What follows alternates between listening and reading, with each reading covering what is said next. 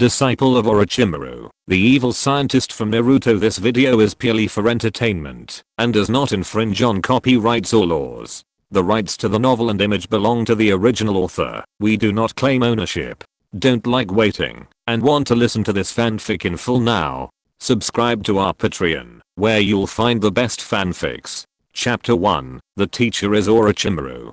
The war is over. The war is over. Looking at the cheerful crowd in front of him, Kenichi Amemiya could not feel any happiness. He just felt that this group of people was too noisy. But when he thought about the fact that the Third Shinobi World War had finally come to an end, Kenichi Amemiya felt that everything seemed pretty good. At least he would not be sent out as a suicide squad, although no orders would fall on him. This was incredible. After all, Konoha had suffered heavy casualties in the Third Shinobi World War. Genin like Kenichi Amemiya could only be considered expendable, but fortunately he had a good teacher. The war is over, Kenichi. A gentle voice. Kenichi knew who was standing behind him without even turning around.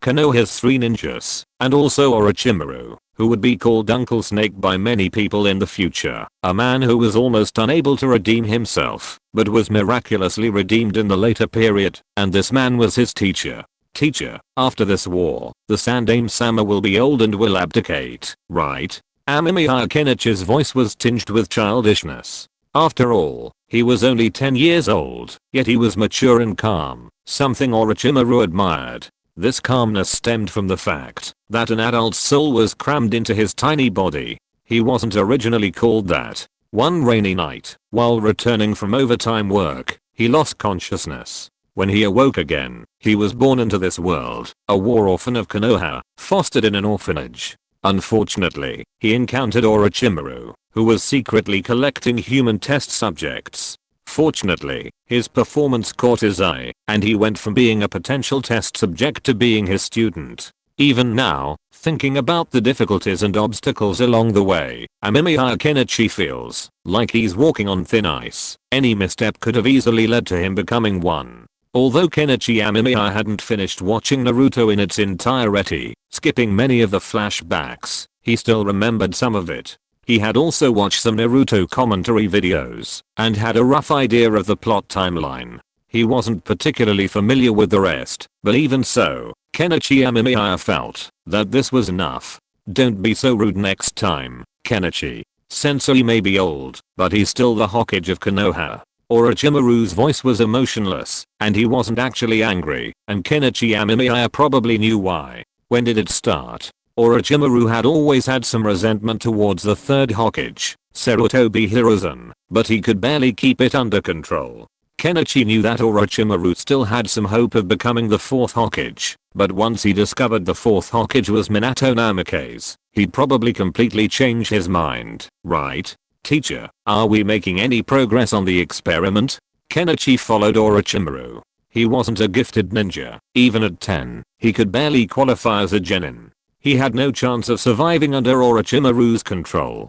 Fortunately, Kenichi Amemiya had demonstrated a natural talent for science. He was able to assist Orochimaru, and his novel perspectives and inspirations earned him a small place in Orochimaru's heart. Orochimaru was deeply interested in him. This was Kenichi Amemiya's life principle. Not bad. Although Danzo is pushing us too hard, we are making some progress on the experiment. Perhaps we can start experimenting on live subjects. Mentioning his interest brought a faint smile to Orochimaru's face, and Kenichi Amemiya also smiled. Orochimaru and Danzo were studying the cells of the first Hokage, hoping to create a child capable of mastering wood release.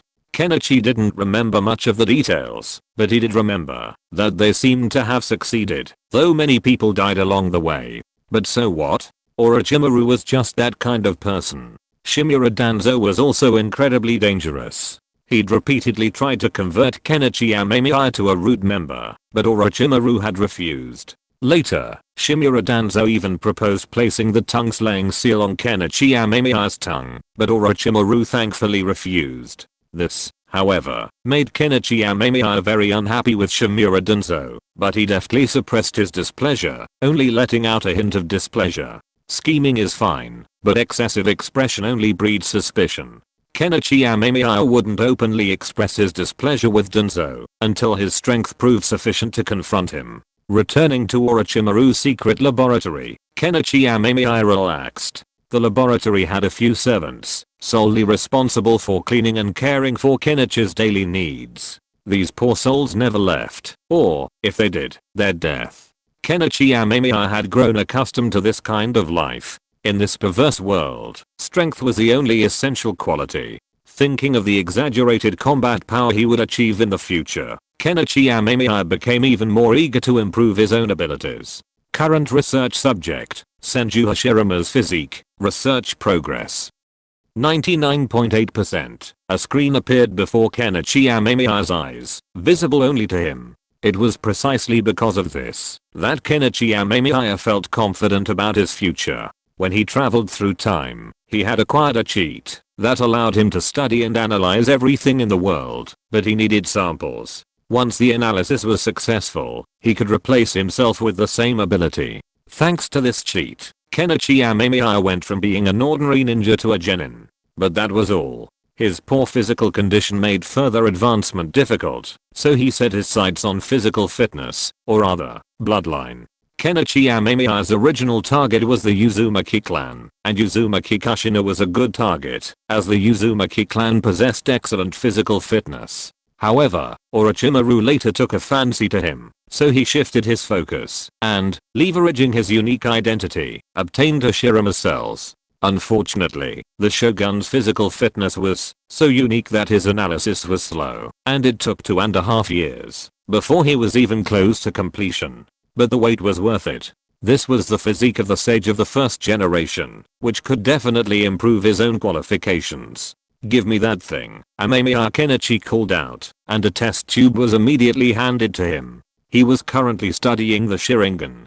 Chapter to Shimura Danzo. The Sharingan, a powerful enchantment in the Naruto world, could only be obtained by the Uchiha clan. Originally, Kenichi Amemiya might never have encountered one in his lifetime, but fortunately, his teacher was Orochimaru, and with the help of the ruthless Danzo, he was able to obtain one during the Third Shinobi World War. What? The Uchiha clan's opinion?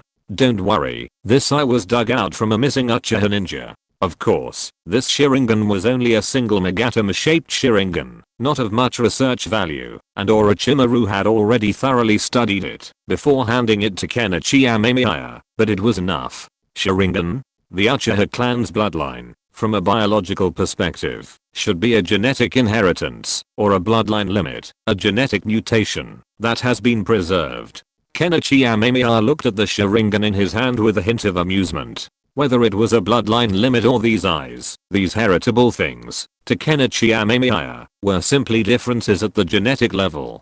Perhaps these individuals' genes underwent some kind of mutation, becoming different from those of normal humans, leading to their ability. Of course, chakra also plays a crucial role. The world of Naruto is often referred to as the world of eyes, due to the sheer power of the Taijutsu within. Even a nine-tailed beast like Kurama wouldn't stand a chance against the Mangekyou Sharingan, not to mention the more powerful Rinnegan. Even the Byakugan, often ignored and ridiculed in the early days, is a significant force within Konoha. At the very least, an ordinary genin like Amemiya Kenichi would never be able to acquire such eyes. Currently, the two largest clans in Konoha are the Hyuga clan, masters of the Byakugan, and the Uchiha clan, masters of the Sharingan. However, Amemiya Kenichi can see that the Uchiha clan is being marginalized by Konoha's higher-ups. The Hyuga clan, on the other hand, is known for its honesty. Although their Byakugan was often considered useless and unremarkable in previous lives, it is actually quite powerful. Kenichi Amemiya wanted to study the Sharingan and the differences between the genes of the Uchiha clan and those of other people. If he could figure that out, perhaps he could unlock the Sharingan secrets. Unfortunately, this world's technological landscape was flawed. Given the current state of technology, it was still impossible to peer into genetic chains or even DNA. Scientific progress and development were never sudden leaps, but rather the product of long-term accumulation. For example, while a prototype microscope had appeared in Orochimaru's base, it still looked somewhat different from the microscope Kenichi Amemiya knew. Konoha had televisions, air conditioning, and refrigerators, but this world still felt backward to Kenichi Amemiya. While the advent of chakra brought some conveniences to ninjas, it also hindered scientific progress. Kenichi, pack your things, and come with me. We can begin the first step of our live experiment. Just as Kenichi Amemiya was still pondering this world's technological capabilities, Orochimaru appeared behind him. He glanced at the Sharingan in Kenichi's hand without further comment. Orochimaru wasn't particularly impressed by the one Magatama Sharingan, a scrap he'd researched, though he was eager to see what his student could unearth from it. Amemiya Kenichi was quite pleased with his teacher. Orochimaru was an interesting and dangerous man, yet at the same time, he was kind to his subordinates and students. This was probably why so many people later offered their all for Orochimaru.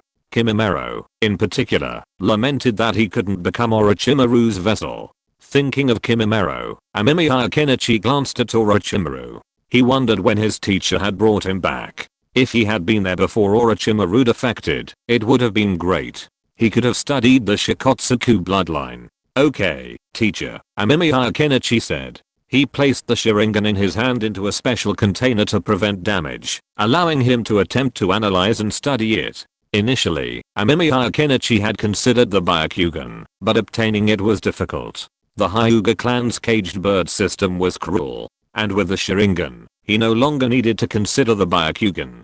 Following Orochimaru's lead, Amemiya Kenichi arrived at a forest on the outskirts of Konohagakure. While seemingly deserted, it was actually guarded by 1 or 2 root ninjas. Danzo claimed this was for the safety of the laboratory, but both Amemiya Kenichi and Orochimaru knew it was a form of surveillance. Orochimaru didn't care. While these root ninjas were capable, they were still far inferior to him, a Sannin. Entering the testing grounds, Amemiya Kenichi immediately spotted the aging Danzo Shimura. He appeared relatively normal, but the aging had left its mark on his face. Amemiya Kenichi lowered his head. Facing an opponent he couldn't currently defeat, his momentary humility was simply to buy him time to build up his strength. He didn't want to attract Danzo's attention. That would be troublesome. This dark ninja was still very dangerous. Orochimaru, we can begin our plan now. These are the orphans captured by the root in the Land of Rain after the war. Danzo Shimura glanced at Amemiya Kenichi. However, his attention remained on Orochimaru. Amemiya Kenichi was merely a minor figure. That's really great. The joy in Orochimaru's eyes was genuine. Kenichi Amemiya glanced at the trembling orphans who were imprisoned inside inwardly. There was nothing he could do. At most, he could only try his best to make the experiment successful as soon as possible. Let's go, Kenichi. Our experiment is about to begin. Remember to keep a record of the experiment. The experimental record was proposed and completed by Kenichi Amemiya. Orochimaru liked it after seeing it once. After that, every time an experiment was done, Kenichi Amemiya would be responsible for such work. Okay, teacher. Kenichi Amemiya's expression was calm and indifferent, just like Orochimaru. Danzo Shimura followed Orochimaru with several roots. He glanced at Kenichi Amemiya, and then ignored this untalented ninja. Chapter 3 The Top Figures in the Village. Kenichi Amemiya was quite pleased with Shimura Danzo's disregard. As long as he didn't attract the old man's attention, it was fine. Besides, following Orochimaru was quite pleasant.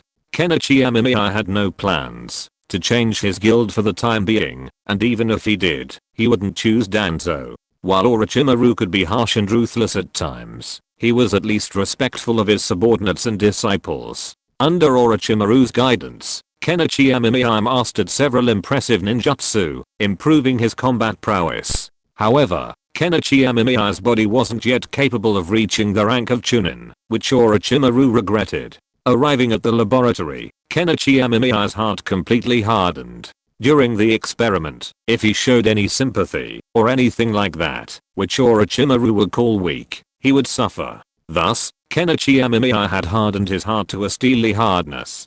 He coldly recorded the progress of the experiment, even though his participation had led to some breakthroughs in the research on Hashirama Senju cells and some results in mice. But it was clear that these test subjects couldn't withstand the overwhelming power of the Shodame Hokage cells. After the fusion, they all died miserably. Amemiya Kenichi kept recording, writing, and drawing on paper with a pen in hand, his life slipping away with each page he turned. In the end, after 7 experiments, only 1 test subject successfully survived the initial fusion phase. Based on the data from the physiological monitoring equipment, Amemiya Kenichi knew that, unless this unfortunate test subject was incredibly lucky, he wouldn't see the next day's sunrise. Why did all the experiments fail? Shimura Danzo asked anxiously. Amemiya Kenichi remained silent, but inside, he wanted to laugh. He knew why the old man was so anxious. After the Third Shinobi World War, the Sannin Hokage was already old, and no one knew how much longer this heroic ninja could hold on to his position. Shimura Danzo considered himself a strong contender for the 4th Hokage, which was why he was so anxious. He was eager to improve his own strength. The position of Hokage had become his nightmare. To become Hokage, he would do anything, even something as desecrating as studying the Shodame's body. However, Kenichi Amemiya could no longer remember why the Sannin Hokage had abdicated. Logically, the 4th Hokage would only be chosen after the Sannin's death. And while the Sannin was not young, he wasn't really that old. He could at least continue in the position for a while longer. Could it be that? Kenichi, bring me the experimental records. Orochimaru's voice sobered Kenichi Amemiya up considerably. He respectfully handed the records to Orochimaru, and then glanced obliquely at Danzo Shimura beside him. Under Orochimaru's slow explanation, Danzo Shimura reluctantly accepted the reasoning that the Shodame cells required further testing. He then instructed the route to capture as many test subjects as possible without drawing attention. Furthermore, they had to be from other villages. Orochimaru had no objections. He still valued his reputation within Konoha. By the time the experiment was over, and they could leave, it was already dark. Orochimaru calmly led Amemiya Kenichi out. Knowing what his teacher was going to do, he took him to dinner, and, by the way, assessed his attentiveness during the experiment. It was a familiar habit. Teacher, Danzo-sama seems anxious, Amemiya Kenichi asked softly. He and Orochimaru had a close relationship, so asking this question wouldn't evoke any resentment or alarm. Well, in order to end the war quickly, the teacher signed an armistice with other villages. This resulted in significant losses for the village. Anyone with a discerning eye could see it, but few dared to object, especially Shimura Danzo. Orochimaru let out a sardonic smile. Looking at the Konoha civilians and genin celebrating the end of the war, and the villagers grieving the loss of their children, fathers, and husbands due to the war, Orochimaru's eyes held a hint of indifference and sarcasm. Civilians and ordinary ninja rejoiced at the end of the war, but the wisest ninja in the great clans knew the storm was not over. While this time wouldn't engulf countless lives and unleash bloodshed, the storm would not be quiet, and it might even determine Konoha's future leadership for a long time to come. Sensei's actions were for Konoha's benefit, at least on the surface. But regardless of the benefits, the losses Konoha would suffer were undeniable. The other ninja might not dare to say anything for now, but Shimura Danzo, obsessed with the position of Hokage, would surely not miss this opportunity. A storm against the 3rd Hokage Sarutobi Hiruzen was imminent, and Sensei might very well abdicate at that moment. If he did, who would become the 4th Hokage? 3rd Hokage-sama has grown old. Didn't Sensei always say that ninjas must fight to the bitter end to determine victory? But now, 3rd Hokage-sama has become like a politician, Amemiya Kenichi said, his childish words causing Orochimaru to panic. Don't be rude to the teacher. Feeling the force on his head, neither too heavy nor too light, Amemiya Kenichi curled his lips. You obviously think so too, but it's my fault for saying it out loud. But at present, Orochimaru still has some respect for the 3rd Hokage. Orochimaru brought Amemiya Kenichi to the Akimichi family's barbecue restaurant. The Akimichi family's barbecue restaurant is also very famous in the whole Konoha, but because the war just ended, the barbecue restaurant is very popular today, and there is a long queue. But after seeing Orochimaru's face, the rules of queuing immediately disappeared. The person at the front of the line respectfully and enthusiastically invited Orochimaru to come to the front of him, and the manager of the Akimichi family's barbecue restaurant even went out to greet him. In this ninja world war, Orochimaru, one of the 3 ninjas, performed very well, and the other one was Namikaze Minato. Wow, it's Lord Orochimaru. If it weren't for Lord Orochimaru's command, we might not have been able to come back. Lord Namikaze Minato is really amazing. Yellow flash. It is said that other ninja villages have even issued an order that retreating when encountering him will not be considered a mission failure. Those who came to eat were all genin and ordinary villagers, and their discussion also represented who is the current top figure in Konoha. Chapter 4 Passionate Minato Namikaze. What are your thoughts on today's class? What did you learn? Orochimaru, a member of the Sannin, naturally found himself in a relatively quiet private room, allowing Amemiya Kenichi to take advantage. However, this happiness was short-lived. Once Orochimaru defected, Amemiya Kenichi would have to plan his escape plan. Staying in the ninja village wasn't a problem, but it would make him vulnerable to Danzo's attention. Leaving with Orochimaru seemed a bit fraught. Returning after defecting wouldn't be easy. Konoha might appear weak now, but its foundation lay within. Teacher, I think there are a few things we need to pay attention to in this experiment, Amemiya Kenichi stated honestly, not even glancing at the grilled meat beneath Orochimaru's chopsticks. Orochimaru listened calmly, his expression unchanged, leaving Amemiya Kenichi unsure whether his words aligned with Orochimaru's wishes, but he remained steadfast in his words. By the time Amemiya Kenichi finished, Orochimaru had finished grilling the meat and put down his chopsticks. Let's eat first. We'll discuss this on our way back. Hearing Orochimaru's words, Amemiya Kenichi breathed a sigh of relief. It seemed he'd finally gotten through this time. He'd been so attentive. Furthermore, based on the scientific knowledge he'd acquired in his previous life, he'd come up with some new theories that might satisfy Orochimaru. Reassured, Amemiya Kenichi began to enjoy the Akimichi family's delicious barbecue. It was clear that the Akimichis were truly skilled at cooking, and their food was delicious. Their barbecue sauce, in particular, was truly exceptional. Amemiya Kenichi felt that this was probably the best barbecue he'd ever had in his previous life. After finishing his meal, Amemiya Kenichi followed Orochimaru out. As he left the restaurant, Amemiya Kenichi noticed Namikaze Minato, a warm smile on his face, enter with the red-haired Uzumaki Kushina and the silent white-haired Kakashi. Namikaze Minato politely greeted Orochimaru, while Amemiya Kenichi glanced at Kakashi, who lowered his head. This unfortunate child was probably still reeling from Obito's death and Rin's death at his hands. His face was sullen, and it was clear he was in a terrible mood. What a tragedy.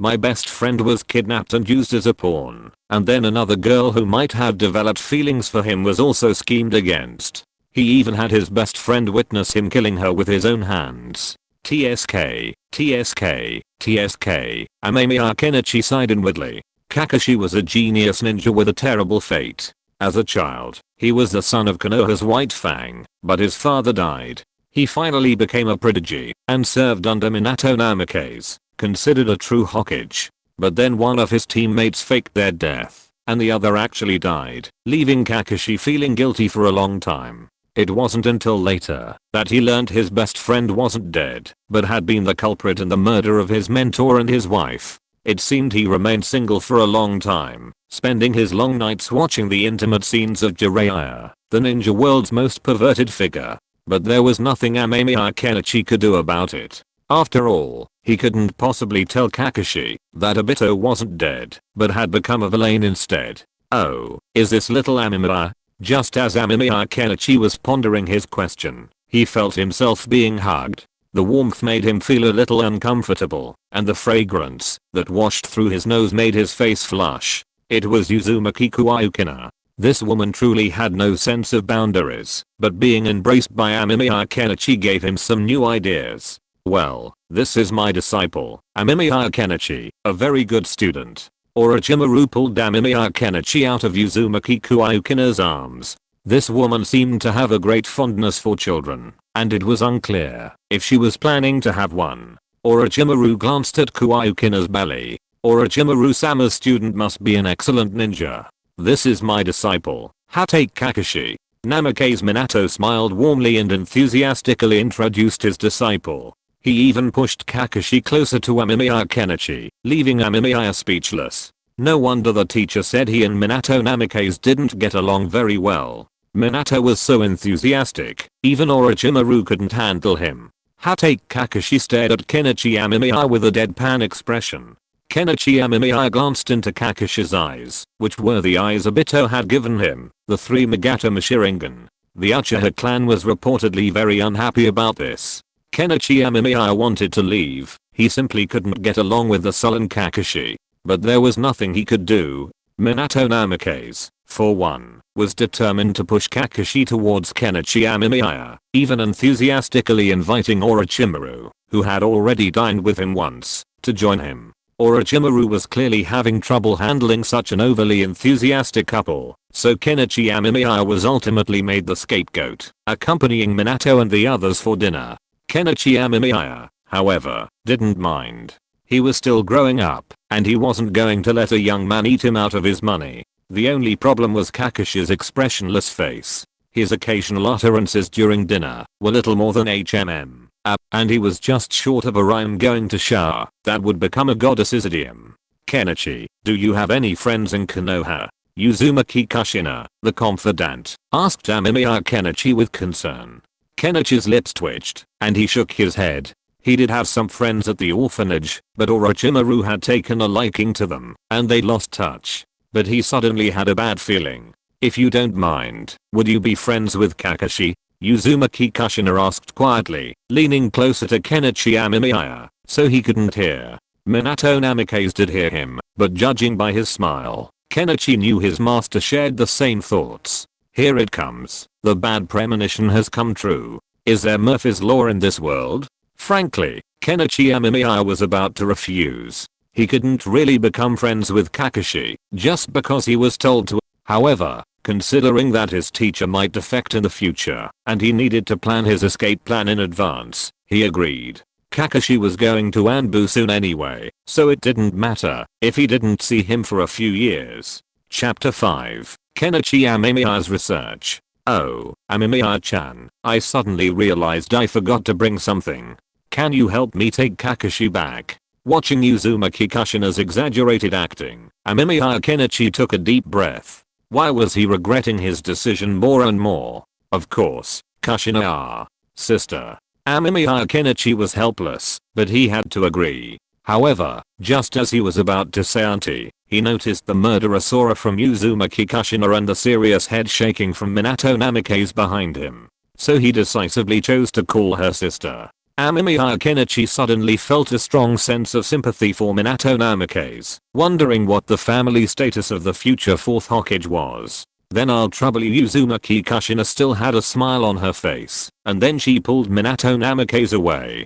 Before leaving, Minato Namikaze turned back and winked at Amemiya Kenichi and gave him a thumbs up. Amemiya Kenichi didn't want to talk. Minato Namikaze and Kushina Uzumaki's intentions were all too obvious to establish a good relationship with Kakashi and become his friends. Glancing at the expressionless Kakashi beside him, he turned and walked away after Minato Namikaze left, without even a polite word. TSK, what a troublesome kid. Amemiya Kenichi curled his lips, but followed Kakashi nonetheless. After all, he had promised Kushina Uzumaki, and for the sake of future plans, he needed to fulfill it. Amemiya Kenichi had no ulterior motives towards Kakashi. After all, Kakashi was a gifted ninja, and he could find better alternatives for what he possessed. If anything, it was probably swordsmanship. Hatake Kakashi's father was incredibly powerful, rumored to have surpassed even the Sannin of Konoha, so the Hatake family's inherited swordsmanship must have been formidable. However, Kakashi didn't reveal much talent in this area later on. But Amemiya Kenichi knew that biting off more than he could chew was a mistake, and besides, he wasn't a particularly gifted ninja at the moment. It could be said that aside from the fact that his teacher was Orochimaru, Kenichi Amemiya was just another ordinary genin in Konohagakure, the kind used as cannon fodder. Research progress. 99.99%. Kenichi Amemiya's mood brightened. Although he was currently a cannon fodder, once the progress bar reached its limit, he would possess the key to becoming a powerful warrior. Hey Kakashi, I heard you're a jonin now? Kenichi Amemiya broke the silence that had been hanging over him. Kakashi heard him, but he didn't turn around, didn't stop, and didn't answer. He continued walking at a leisurely pace. Kenichi Amemiya curled his lips. The Kakashi of today was nothing like the future intimate paradise Kakashi. He looked more like a corpse. A corpse without a soul. Do you have nightmares? Kenichi Amemiya raised his lips playfully. Hearing this, Kakashi finally paused, but he didn't turn back, continuing his silent walk. Kenichi Amemiya smiled. Kakashi had experienced the devastating loss of Obito and Inohara, and it was unlikely he wouldn't have nightmares. This was a psychological condition, requiring treatment from a psychiatrist in his previous life. Kenichi Amemiya wasn't familiar with it, but he had learned about Jinjutsu. As for why, as Orochimaru's disciple, Kenichi Amemiya wanted to learn Jinjutsu, it was naturally for self-protection. Although Orochimaru had no intention of using Kenichi Amemiya as a tool for transformation, given his incomplete research, Kenichi Amemiya worked hard to master some Jinjutsu to protect himself from Orochimaru's clutches. He considered Jinjutsu to be the hypnosis of his previous life, but the hypnotic effect here was very pronounced. If used properly, it could be a useful form of psychological therapy. Unfortunately, Kenichi Amemiya was still a genin, and Kakashi still had a Sharingan, making it difficult for him to use Jinjutsu. So, Kenichi Amemiya abandoned the idea of using Jinjutsu to influence Kakashi, creating a dark past, and then blackmailing him when he grew up. After sending Kakashi home, Kenichi Amemiya left without much interaction. Kakashi was now like a block of wood, and Kenichi Amemiya wasn't in the habit of speaking to him. It would be better to wait until Kakashi joined the ANBU in the future, letting time heal his wounds. Back at his home, Kenichi Amemiya settled into his bed. His home wasn't large, a small house Orochimaru had given him. But despite its small size, it had everything it needed, even a refrigerator. Who knows why refrigerators existed in the ninja world? Science in this world has always been a mystery. Kenichi Amemiya didn't rush to sleep. With the progress likely to reach 100% at any moment, he couldn't sleep, so he simply sat in a chair, playing with his collection. Orochimaru was an exceptional leader, as evidenced by his generous salary far superior to those bosses who only promised things. Because of his golden finger, Kenichi Amemiya also began to consciously collect some strange items. Once he finished analyzing the cells of the first generation, he could use them to analyze other things. This piece of amber is quite interesting, Kenichi said, playing with the amber in his hand. It contained a bug Kenichi had never seen before. He even consulted the Aburain clan, Konoha's insect collectors, but they didn't know about it either. This piqued Kenichi's interest, and he simply bought it to add to his collection. However, Kenichi's most prized item was something else. I wonder how long this thing will last. Kenichi opened the refrigerator and looked at the test tubes inside, an excited smile on his face. These were the items Kenichi had asked his teacher to collect: the blood of toads from Mayaboki Mountain, the blood of the snakes from Raichi Cave, and the secretions of slugs. These items were very important to Kenichi Amemiya, but Orochimaru wasn't particularly impressed. He had studied them before, but hadn't found anything, so he simply gave them to Kenichi Amemiya.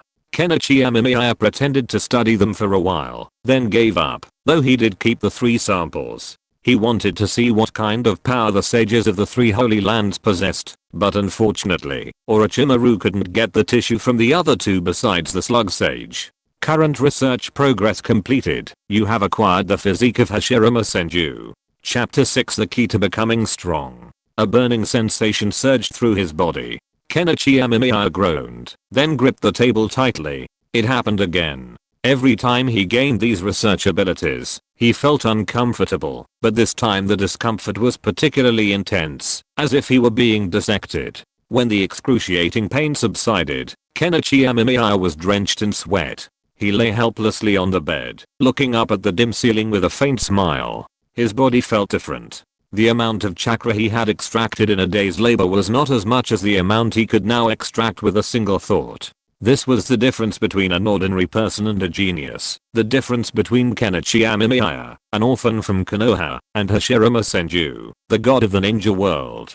Kenichi Amemiya sat up in bed with joy. His suspicions were correct. Hashirama Senju's sage constitution not only meant he could acquire the aptitude for those perverse sage arts, but also granted him a natural talent. Talent is a real thing. He and Kakashi are about the same age, but Kakashi is already a jonin, while he's still a genin. If his talent remained this way, he'd probably only reach Chunin in his 20s or 30s. But now, Amemiya Kenichi has grasped the key to becoming a powerful warrior. But it seems I haven't awakened my talent forward release. Amemiya Kenichi felt the chakra in his body and curled his lips. It would be great if I could master would release, but not having it now doesn't matter. It might even be a bad thing. This is would release, an ability that no one in Konoha village can master besides Hashirama Senju. If he mastered it, it wouldn't be a good thing. Especially now, under the watchful eyes of his teacher and Danzo, Amemiya Kenichi didn't want to end up on an operating table undergoing experiments. Current research task completed, elective task list updated. Amemiya Kenichi frowned and glanced at the pop-up notification. In addition to research, his cheat code also includes a list of optional tasks, making Kenichi Amemiya feel like he's back in college. While most of the tasks are quite strange, the rewards for completing them are surprisingly good. Last time, Kenichi Amemiya completed one. He was rewarded with a microscope. 1. Obtain Uzumaki Kushina's tissue and isolate the Uzumaki clan's unique genetic chain. 2. Build his own laboratory. The good news is that there are 2 tasks, just like last time. The bad news is that this time, the tasks aren't very easy. Uzumaki Kushina's tissue. A single hair should be enough, but for genetic research, a blood sample would be even better. Kenichi Amemiya frowned at the task at hand. The first task was a bit more challenging. Obtaining tissue wasn't difficult. The challenge lay in discovering the Uzumaki clan's unique genetic chain. Kenichi Amemiya had his own understanding of the ninja world's bloodline limits and inherited familial constitutions. In his view, bloodline limits are simply genetic information acquired through heredity. Just as the Sharingan belongs only to the Uchiha clan, those without inherited Uchiha genes cannot awaken it. Otherwise, Danzo wouldn't have been so concerned with the Uchiha clan. The same applies to the Uzumaki clan. Simply finding the genetic information that distinguishes them from the average person should be enough to complete the mission. As for extracting the genetic chain and inserting it into someone else's genes, this remains somewhat challenging given current ninja technology. Fortunately, Kenichi Amemiya's teacher was Orochimaru, who possessed some similar techniques. The second mission seems easy, but funding is a problem. Kenichi Amemiya sighed. It's true that to reap the rewards, one must pay. Looks like I need to find a way out quickly. Kenichi Amemiya thoughtfully gazed at the photo on his nightstand, Orochimaru in white, and himself smiling. Orochimaru was a good teacher. The next morning, Kenichi Amemiya got up, made himself breakfast, and began his daily exercise routine strengthening his body. Moreover, Kenichi Amemiya has his own little friend, that is Akaji, whose father died heroically, but also made the Konoha high-level officials pay attention to physical skills, and later almost kicked him out of the final scene. Good morning, Kenichi. Today is also a day full of youth. As soon as he walked out of the door, Kenichi Amemiya saw the dazzling big white teeth. Good morning, Akaji. Kenichi Amemiya smiled. He had contact with Akaji on purpose, and the reason was naturally for the physical skill of 8 Gates Ninka. However, 8 Gates Ninka had been included in the scroll of forbidden techniques by Konoha, and Akaji had never told him about the physical skill of 8 Gates Ninka. It was probably because the Konoha high-level officials issued some orders. Kenichi Amemiya was not in a hurry. He knew that this kind of thing could not be rushed. As long as he maintained a good relationship with Akaji, he would be able to obtain the physical skill of 8 Gates Ninka sooner or later in the future. Kenichi, how about we do a lap jump around the village today? Kei looked at Amemiya Kenichi with anticipation. Kenichi nodded non-committally. He certainly wouldn't have been able to do it when he'd just traveled through time. Even hopping 200 meters would be a stretch, let alone lap jump around the village. However, all the training had made Kenichi's body stronger. While hopping 200 meters was exhausting, it wasn't impossible to persevere. Oh, that's youth. Seeing Kei's enthusiasm, Kenichi followed him. He didn't dislike Kei. While he might be overly enthusiastic, he was truly an excellent friend. While other ninjas achieved strength through talent and aptitude, Kei achieved it through hard work. It was easy to get along with someone like him. After their morning routine, Kenichi said goodbye to Kei with a smile. He still needed to find his teacher. Today's research hadn't begun yet. However, just as he emerged from the forest, Amemiya Kenichi spotted his teacher leaning against a nearby tree, eating a tricolored meatball. Teacher. Amemiya Kenichi walked over quickly, a look of delight on his face. Regardless of his future, he still needed to maintain a good relationship with his teacher. Your chakra has grown stronger. It seems you're well on your way to becoming a chunin. Orochimaru glanced at Amemiya Kenichi and smiled. Chapter 7 Corpse Veins. All this training has finally yielded some results. Amemiya Kenichi smiled innocently. He didn't expect to be able to hide his secrets from his teacher just yet. Furthermore, training couldn't stop. Only by becoming stronger could he gain influence in the future. Amemiya Kenichi was eager to study the Rinnegan and the Tatsuki clan's bloodline. Oh, and there was also the sacred tree. That thing also piqued Amemiya Kenichi's interest. I originally thought you'd never reach Jonin in your lifetime, but now that you're close to Chunin, there's still a chance. Orochimaru turned and led Amemiya Kenichi to the laboratory. He had no regard for his student's potential to become Chunin. Unless Amemiya Kenichi possessed the strength to become a Jonin, Orochimaru wouldn't pay much attention. After all, for Orochimaru, Jonin was merely a starting point. Becoming a Jonin merely represented the potential to become a powerful being. Above Jonin were elite Jonin, as well as the Sannin themselves, and even ninjas of cage caliber. Orochimaru's eyes were filled with a certain fanaticism. Above the cage level warriors, there was a power surpassing that of a cage, and the lofty position of a ninja god. Teacher, I have some ideas about that experiment. Amemiya Kenichi leaned over and whispered to Orochimaru.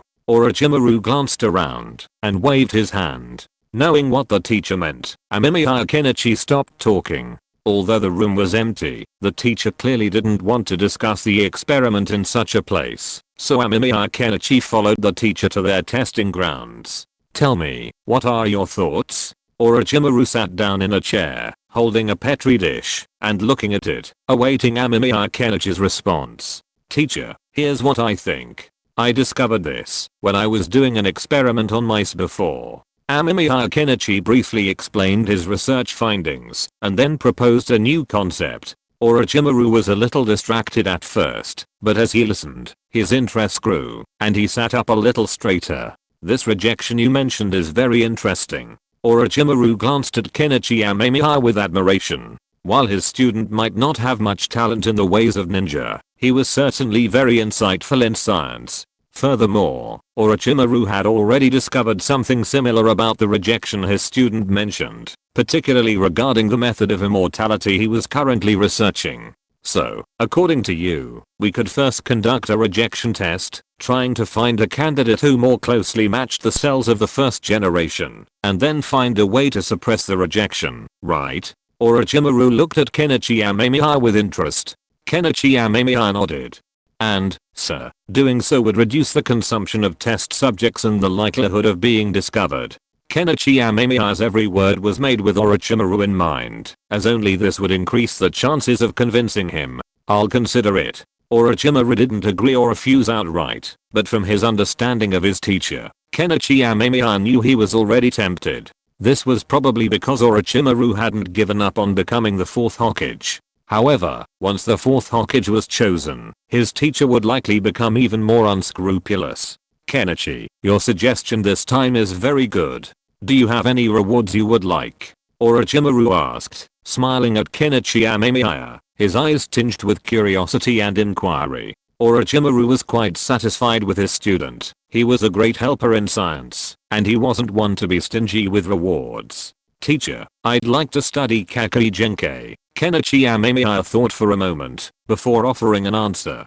Ninjutsu wasn't necessary. If he wanted to learn, Orochimaru would teach him, and he would also provide him with some practical tips on ninja combat. However, the scroll of forbidden techniques he desired most was unlikely to be obtained. Although Sarutobi Hiruzen was now older, his strength hadn't declined much, and he was a very powerful ninja. It must be said that, although Sarutobi Hiruzen was often criticized, he was now truly a worthy ninja hero. If he hadn't become Hokage, his situation would have been even better. His teacher would have found it difficult to deal with Sarutobi Hiruzen, unless he fully mastered the impure world reincarnation technique, but that was a matter for the future.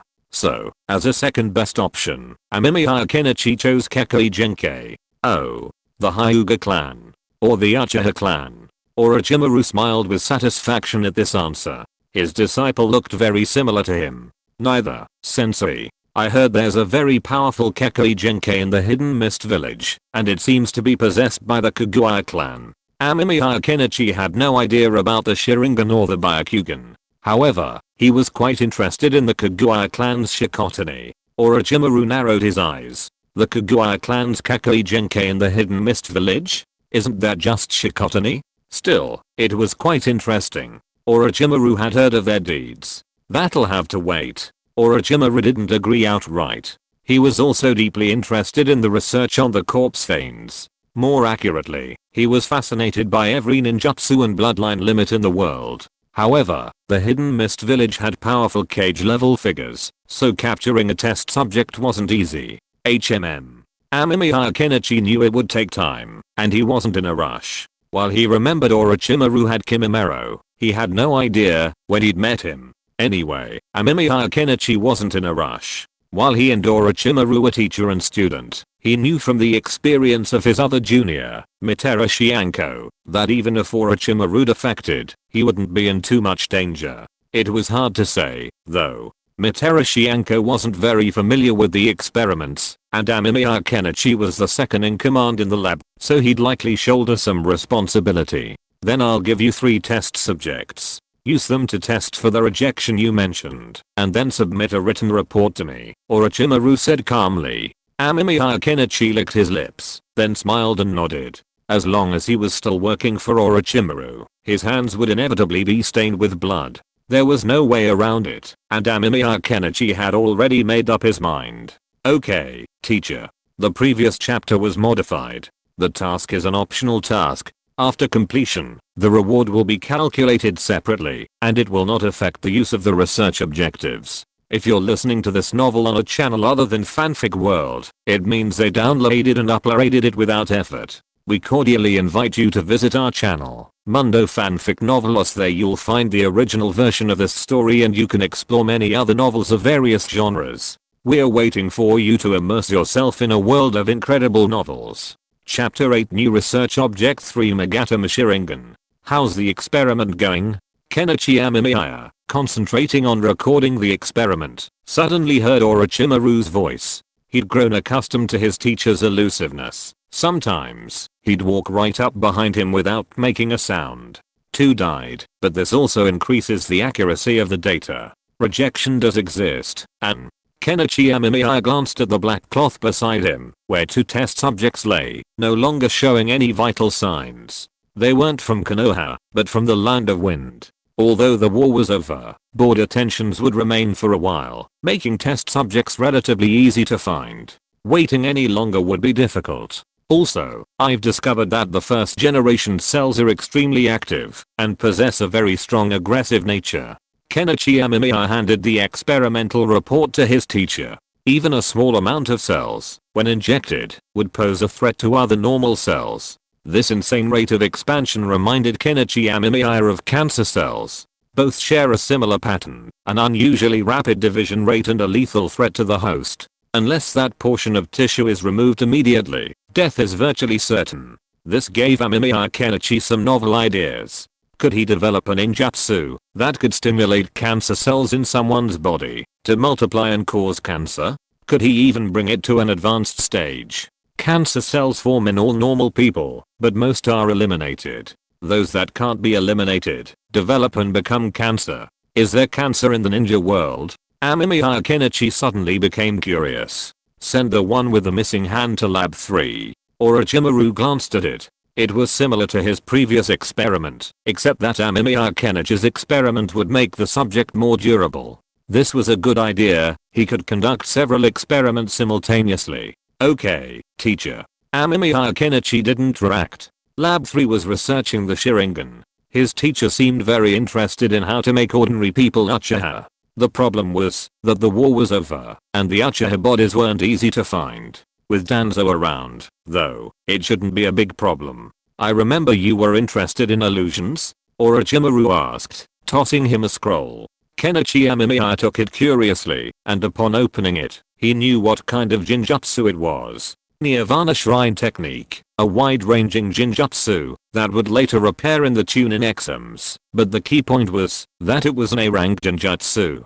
Thank you, teacher. Kenichi Amemiya smiled, though he was indeed a child. Nirvana Shrine Technique was a ranged ninjutsu that required considerable chakra control. Kenichi Amemiya was previously a genin, unable to meet the requirements for training. Now that he had the potential to break through to Chunin, Orochimaru naturally wouldn't be stingy with his students' rewards. Although jinjutsu can help you defeat the strong with the weak, it's ultimately only a supplementary tool. You still need to strengthen your ninjutsu, Orochimaru reminded Kenichi Amemiya. It must be said that despite being a cruel man, Orochimaru was devoted to his student, and Kenichi Amemiya acted humbly. What did Minato Namikaze say to you yesterday? Orochimaru asked casually, after finishing his disciple's things. Kenichi Amemiya was a bit puzzled. While his teacher had known about Minato Namikaze before, he hadn't paid much attention to him. Why was he suddenly curious about this? Minato Namikaze Jonin said. Although he was surprised, Kenichi Amemiya recounted yesterday's events in detail. Orochimaru scoffed after hearing it. What a boring relationship. As expected of Jiraiya's idiotic disciple, he's just as boring as his master, Orochimaru snorted. Kenichi Amemiya remained silent. His teacher didn't have a good relationship with Jiraiya or Tsunade, but they still greeted each other when they met. The Hatake family has a very good swordsmanship. His father is known as the White Fang of Konoha, so it's good to have a good relationship with him, Orochimaru summarized. Although he didn't like Jiraiya very much, even he acknowledged the Hatake family's swordsmanship. Unfortunately, just after years, the White Fang of Konoha was killed by Danzo's scheme. Kenichi Amemiya nodded. This was a good idea. On the one hand, it would allow him to establish a relationship with Minato Namikaze, and on the other hand, he wouldn't have to worry about his teacher's dissatisfaction. Orochimaru was a unique leader. Kenichi Amemiya felt his teacher had some humanity, evident in the fact that he gave him time off after the experiment. If I were at the company, I'd have to finish my own work and then move on to other tasks. Leaving get off work early was out of the question. Kenichi Amemiya stretched lazily, the sun beating down on him quite comfortably. Kenichi Amemiya felt that, if his previous company had been run by Orochimaru, it would have grown even bigger and more powerful. As he thought this, Kenichi Amemiya checked his research dashboard. After completing his research on the Shodan yesterday, Kenichi Amemiya immediately began his next round of research. After careful consideration, he chose to research the Sharingan. Kenichi Amemiya had considered acquiring the Byakugan, but the Byakugan's characteristics were very distinct, and the Hyuga and Uchiha clans had different reputations. Furthermore, the Uchiha clan would be exterminated in the future, while the Hyuga clan would still be the Hyuga clan. Current research target, 3 Tama Sharingan. Research progress 0.12%. Progress isn't too slow, but why 3 Tama? I thought I could get straight to the manger key. Could it be that the owner of this eye's potential is limited to 3 Tama? Amemiya Kenichi stroked his chin. Still, being able to directly obtain the 3 Tama Sharingan wasn't bad. Amemiya Kenichi glanced at the proud Uchiha clan members on the street. They were members of the Konoha police force, but the leader only had a 1 Tama Sharingan. TSK, the Konoha higher-ups are really interesting. They gave me an unpleasant position, and yet the Uchiha clan's character remains the same. Amemiya Kenichi smacked his lips. The Uchiha clan had a bad reputation in Konoha, their arrogance and contempt for others being the label they were associated with. While Amemiya Kenichi suspected this was likely due to their position, he knew that many Konoha villagers and ordinary genin secretly called them black dogs. Chapter 9 Materashi Red Bean. Kenichi Amemiya sympathized with the Uchiha clan's plight, but he chose not to help them. He even wanted to intervene and get a bigger share of the profits. After all, running experiments was incredibly expensive. Kenichi Amemiya was just a genin, so he could only take on a limited number of missions. Making ends meet was no problem, but setting up a laboratory was incredibly difficult. Among the optional missions, triggered yesterday was building his own laboratory, a task that proved far from easy. His teacher's laboratory was a result of his fame and prowess, but also financial support from the root. Money? I never thought I'd have to make money even in this world. Kenichi Amemiya rubbed his face. He needed to figure out how to raise money. Kenichi Amemiya calculated yesterday that the money he'd saved up was probably enough to build a laboratory framework, but he couldn't afford the equipment. What kind of laboratory was it without it? He wouldn't be able to complete the mission.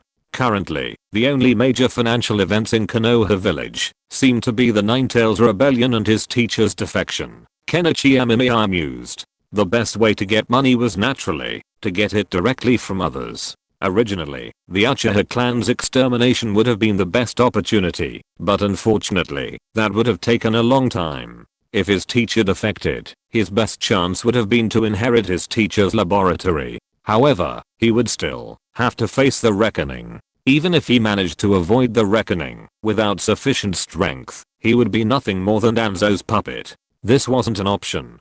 Contemplating this, Amemiya Kenichi walked to a ramen shop, not a Chiraku ramen, but another one he liked for its affordability. He planned to eat something, then return to refine his chakra and practice the ninjutsu his teacher had taught him. But before he could even sit down, he saw someone who looked familiar. Amemiya-san. A girl excitedly ran up to him. Seeing the little girl, Amemiya Kenichi took a deep breath. He regretted asking Anko to call him senior brother. He had just wanted to tease her, but she hadn't taken it seriously. It's Anko, why are you here? Amemiya Kenichi showed a gentle smile. The girl in front of him was another disciple of Orochimaru, Mitarashi Anko, but Mitarashi Anko didn't know about the experiment. Amemiya Kenichi was the only one who understood the darkness of his teacher the most, which made Amemiya Kenichi a little worried. Worried about what would happen to his teacher when he planned to defect in the future. However, Mitarashi Anko didn't die, and she appeared later, so the teacher shouldn't be cruel, right? But Amemiya Kenichi didn't intend to put his life safety in the hands of others. It was better to hold such things firmly in his own hands. I just completed the mission of a genin. Brother, I want to become a chunin. Mitarashi Anko squinted her eyes when she stood up. Amemiya Kenichi twitched the corner of his mouth. His little junior sister was quite talented, unlike himself who had no talent to become a ninja. Fortunately, all this is in the past. That's not bad. You need to practice hard to achieve that. Amemiya Kenichi smiled, then ordered a bowl of tonkotsu ramen. Seeing Anko's eager look beside him, he ordered a bowl of rice balls with red bean paste for her. Long live senior brother. Looking at the delighted Anko Mitarashi, Amemiya Kenichi shook his head helplessly. This little girl was good in everything, except her sweet tooth, and the combination of rice balls and red bean paste made it even sweeter. Hirozen, you're old. It's time to abdicate. The Hokage building was not entirely peaceful. Danzo stared at his friend Sarutobi Hirozen and spoke bluntly. Although Konoha had won the Third Shinobi World War, it had paid too much for that victory. Konoha now needed the Sandaime, the one responsible for signing, to step down in order to stabilize the situation. I will abdicate and prepare for the election of the fourth Hokage. Sarutobi Hirozen took a drag on his cigarette and glanced at the excited Danzo. Had their longtime friend finally been unable to suppress his inner ambition? I think Orochimaru is a good choice. Shimura Danzo unexpectedly recommended another person, causing Sarutobi Hirozen to take a second look.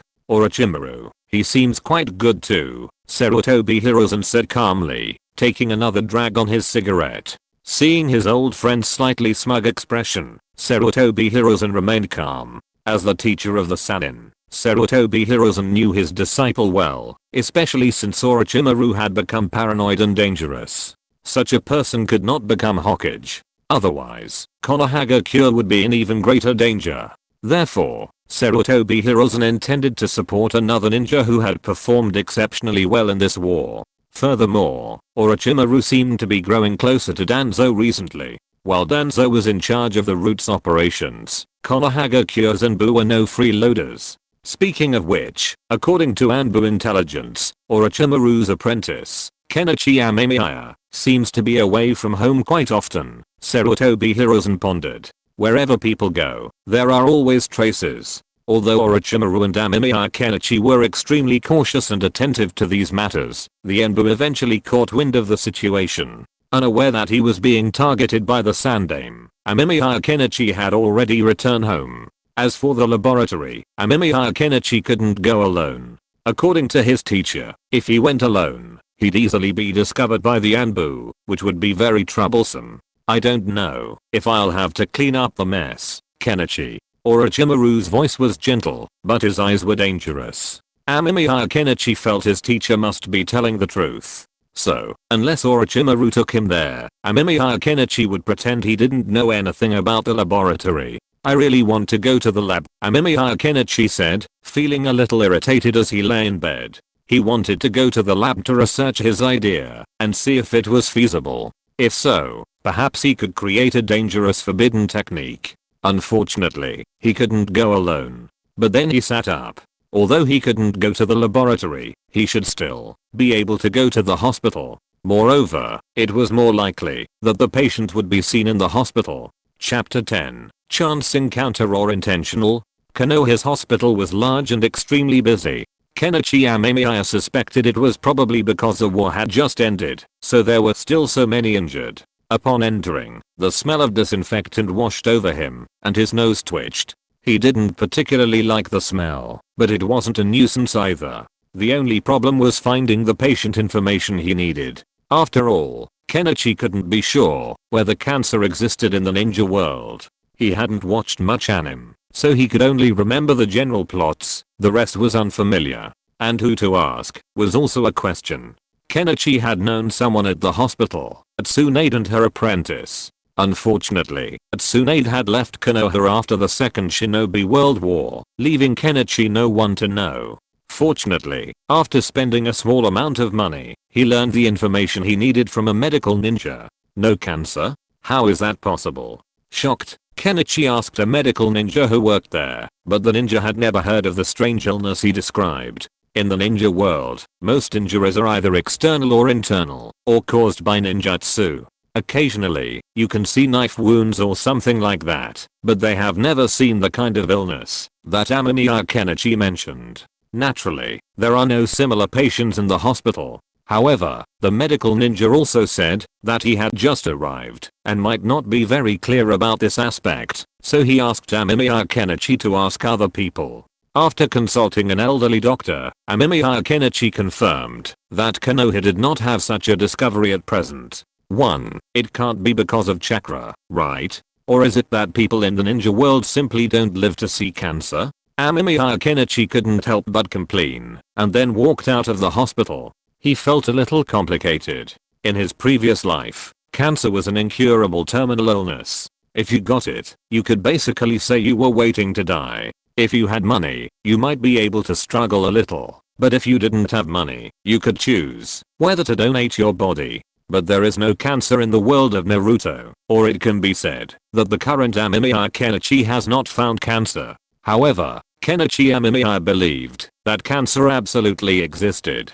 The reason was simple. While the people of this world had some peculiarities, they were ultimately human, not aliens. It made no sense that people in the ninja world wouldn't have cancer. Either the presence of chakra suppressed the cancer cells, or there were no such cases in Konoha, or the medical ninja hadn't discovered the disease. If only Tsunade-sama were here, Kenichi Amemiya sighed. As Konoha's most skilled medical ninja, Tsunade had seen countless strange illnesses, and might have known about cancer. Oh, little one, do you still know Tsunade? A slightly hoarse voice called out.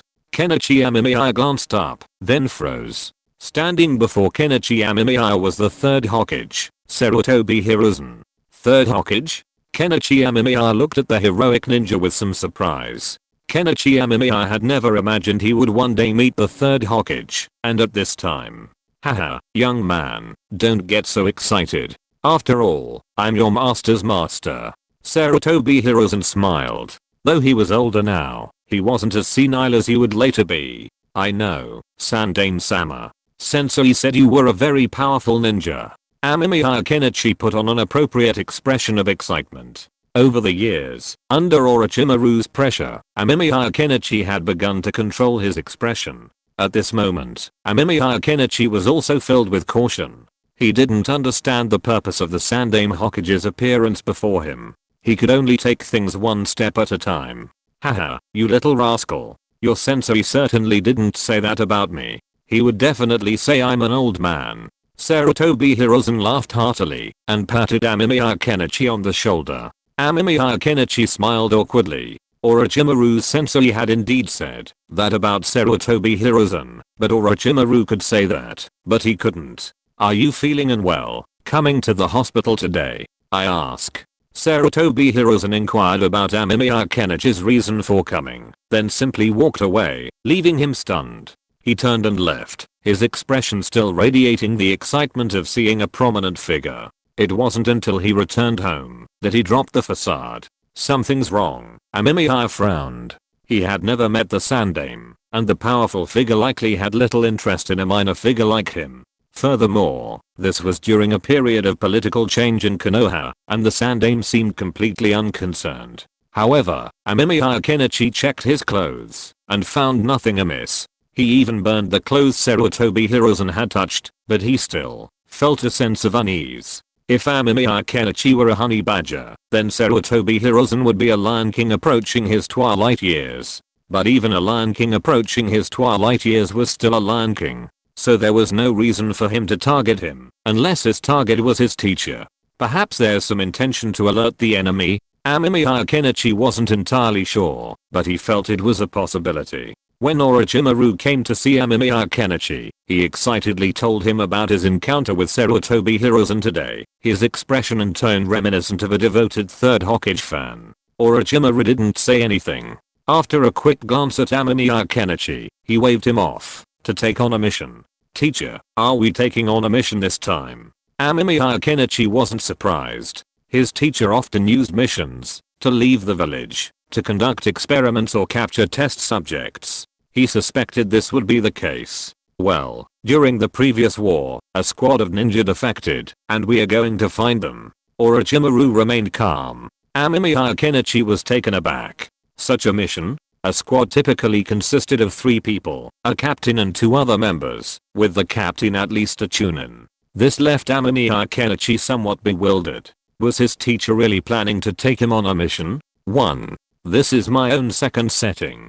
Cancer has not been found yet, but it will be found soon, and a diagnosis will be made. I didn't find out whether it was found when I looked it up before, but after seeing some videos that said they were checking for suspected cancer cells, I think Konoha still has cancer. Chapter 11 How many laboratories does Orochimaru have? You seem to enjoy collecting strange things. Orochimaru was currently sitting in Amemiya Kenichi's house, waiting for him to pack his belongings before leaving the village for a while. Ahaha, sensei, since there's nothing much to do in the village, I just collect some small things, Amemiya Kenichi said with an awkward smile. He had collected these things to try to study. Orochimaru nodded non-committally and then looked around Amemiya Kenichi's collection.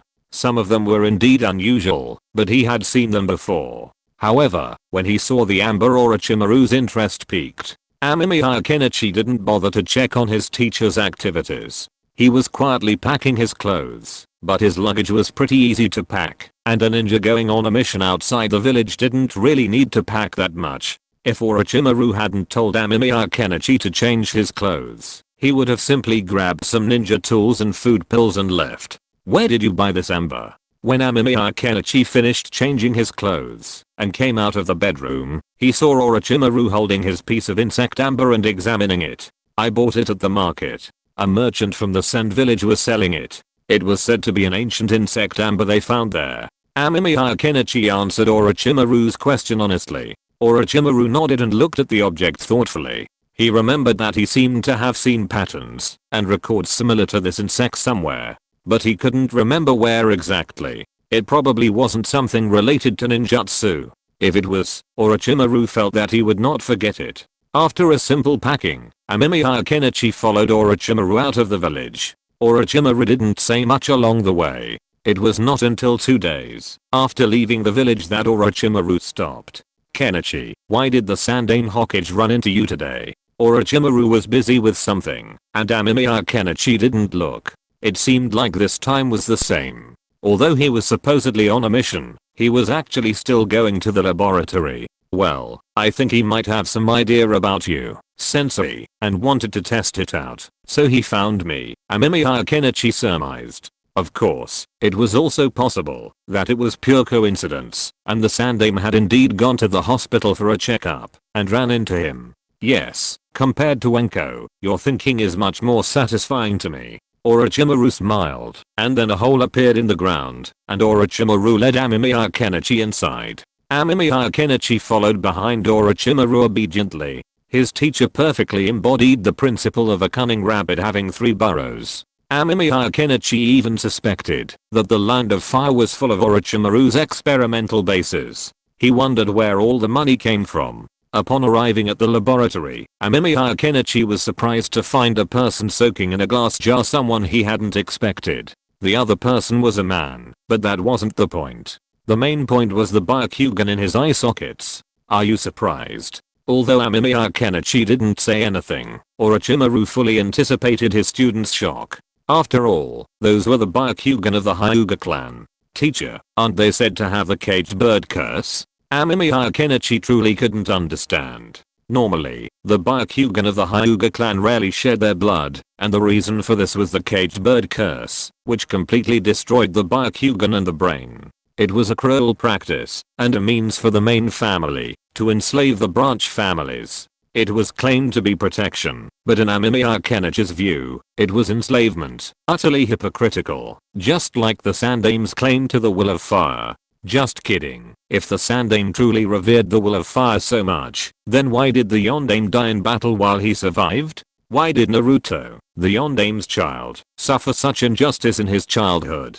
There's a caged bird seal, and it's a very special seal. I don't know how to break it yet. Orochimaru stroked the glass jar before him. This was his greatest achievement of recent times. Is this a child of the main family? Amemiya Kenichi could only think of this possibility. After all, Ao of the Hidden Mist Village also had a Byakugan, and only members of the main family didn't have the caged bird seal. Orochimaru smiled and shook his head. He's a bastard, unrecorded by the Hyuga clan, so naturally, he doesn't have the caged bird seal. After hearing Orochimaru's words, Amemiya Kenichi finally understood why his teacher had a member of the Hyuga clan. While the caged bird seal is a powerful seal, said to be indestructible until death, the Hyuga clan doesn't inflict the seal at birth. Instead, it's inscribed after a certain age. However, if it's an illegitimate child, then there's a chance it won't be inscribed. However, the probability was too low. The Hyuga clan took this matter very seriously, and the Byakugan signature was so obvious that, if it were ever discovered, it would be quickly discovered. Teacher, you are truly amazing, Amemiya Kenichi exclaimed sincerely. However, he wasn't particularly concerned with the Byakugan. After all, to obtain it, he only needed to obtain hair or something from the Hyuga clan. Furthermore, Amemiya Kenichi was currently researching the Sharingan, and had no time for the Byakugan. However, Amemiya Kenichi couldn't understand why his teacher hadn't implanted the Byakugan in him. Even if he was now vying for the Yondaime Hokage position, Mirai hadn't implanted one after his defection. Even if he didn't use it himself, he could have given it to his subordinates. However, there seemed to be no news of Mirai's Byakugan circulating outside. Could this mean something had happened? This test subject has something very novel. I feel it bears some resemblance to the cells of the first Hokage. Orochimaru ignored his disciple's flattery and frowned at the test subject before him. First generation cells? Amemiya Kenichi was stunned. First generation cells were unique to the ninja world. How could there be? No, Amemiya Kenichi had just visited the hospital to inquire about a certain condition. This immediately piqued Amemiya Kenichi's interest. The special thing about first generation cells was that they were extremely aggressive and posed a strong threat to surrounding normal cells, just like cancer cells. Could they be cancer cells? Chapter 12 The difficulty of developing ninjutsu. Teacher, can I study this? Amemiya Kenichi was instantly excited. He needed to develop his own unique ninjutsu, and in his opinion, stimulating cancer cell growth was a promising idea. He hadn't encountered this before in Konoha's hospital, which had disappointed him. He didn't expect to see it here. Orochimaru smiled at Amemiya Kenichi. He admired him because, like him, he had a unique perspective on science. Of course. Orochimaru pressed a button, and the glass jar opened, releasing a rather unpleasant odor. Teacher, I'd like to know where this condition is present? Amemiya Kenichi asked eagerly. Cancer cells are usually hidden within the body. At least from the outside, this man didn't look like he had skin cancer. The brain. It's in his brain, and it's also affecting his eyes. Orochimaru pointed at the man's white eyes. A closer look revealed something unusual about the man's eyes. His eyeballs were covered in strange growths, though they weren't clearly visible due to the nutrient solution. Teacher, can I take a sample? Amemiya Kenichi rubbed his hands. These were ready-made cancer cells. Orochimaru's expression shifted to a strange one. Then he smiled faintly and motioned for Amemiya Kenichi to proceed. Though he was a little puzzled by his teacher's seemingly nonchalant expression, he didn't pay much attention. Instead, he picked up a scalpel and prepared to scrape some of the growths from his eyeballs. As soon as the sharp scalpel touched the man's eyes, he began to struggle violently, which startled Amemiya Kenichi. This man was still alive. If he were dead, he wouldn't be so valuable. Orochimaru's voice drifted over, and Amemiya Kenichi fell silent. Yes, who was his teacher? This was Orochimaru, the undisputed villain in the early Naruto manga. I heard he was later whitewashed, but in the early days, he was definitely a bad guy. Teacher, what you said makes sense. Amemiya Kenichi calmly took the scalpel and scraped the growths off the other person's eyeballs. Screaming, bleeding, struggling in pain, Amemiya Kenichi remained expressionless. This unknown member of the Hyuga clan stared at Amemiya Kenichi with resentment, but Amemiya Kenichi was more concerned about the tiny tissues in his own petri dish.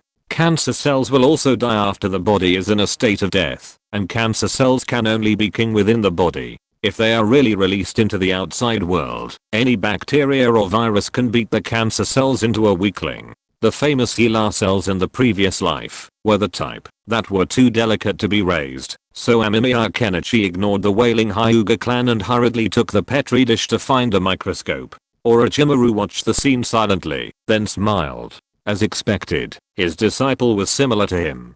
Kenichi Amemiya didn't dwell on it too much. He was focused on studying the cells before him. He couldn't tell if they were cancer cells, but he felt they were similar. He also noticed a problem. After enveloping the cells with chakra, their activity was significantly reduced. Cancer cells are still cells, and they need nutrients to divide and grow. I have lightning and fire chakra, so these two shouldn't work. Kenichi Amemiya looked at the slowly losing activity, feeling a little worried. But then Kenichi was stunned. Speaking of which, in Naruto, chakra actually has two types of yin and yang. Hashirama Senju definitely has yang chakra. Or rather, most ninja have it, the difference being the quantity. The Senju clan has a lot of yang chakra. Kenichi Amemiya had also sensed a different chakra during his training. Since he had inherited the first generation sage constitution, he should theoretically be similar to the Senju clan. What are you researching? Orochimaru had already returned the Hyuga clan member to the incubator, and he was curiously observing his student. Teacher, these cells are dead. Can I study that Hyuga clan member again? Amemiya Kenichi rubbed his hands excitedly. If he could inject a large amount of life force into the cancer cells within the target's body, how far would the cancer cells develop? Sure, as long as we don't kill them. Orochimaru was very satisfied. His student met his requirements perfectly. He nodded immediately at Orochimaru's words. This was a precious and rare test subject. How could he just kill him? At least he couldn't let him die until he got the answer he wanted. Under Orochimaru's watchful eye, Amemiya Kenichi once again stood before the unconscious Hyuga clan member. However, this time, Amemiya Kenichi didn't use a scalpel to scrape the growth from the man's eyeball. Instead, he stood there studying something, occasionally putting his hands to the man's face, his intentions unclear. Orochimaru, after all, was a veteran ninja, so he naturally picked up on some clues. Have you learned the palms in jutsu? Orochimaru observed Amemiya Kenichi's movements, then felt the chakra emanating from his hand. He then gave his disciple a curious look. Teacher, I haven't learned it, I just wanted to give it a try, Amemiya Kenichi said with an awkward smile. The palms in jutsu was an A-rank medical ninjutsu, something he hadn't learned. Just now, Amemiya Kenichi had intended to channel his inner yang attribute chakra and inject it into the cancer cells to see if anything would change. Unfortunately, he wasn't able to do that yet. Encapsulating cancer cells in an isolated environment and injecting chakra into a specific cell were two different levels of difficulty. One was equivalent to Black Iron, the other to Supreme Champion. This made Amemiya Kenichi realize that his thinking was a bit presumptuous, but the idea was certainly sound. If he could truly figure out how to do it, then Amemiya Kenichi would have mastered some unique ninjutsu. Unfortunately, that wasn't possible yet.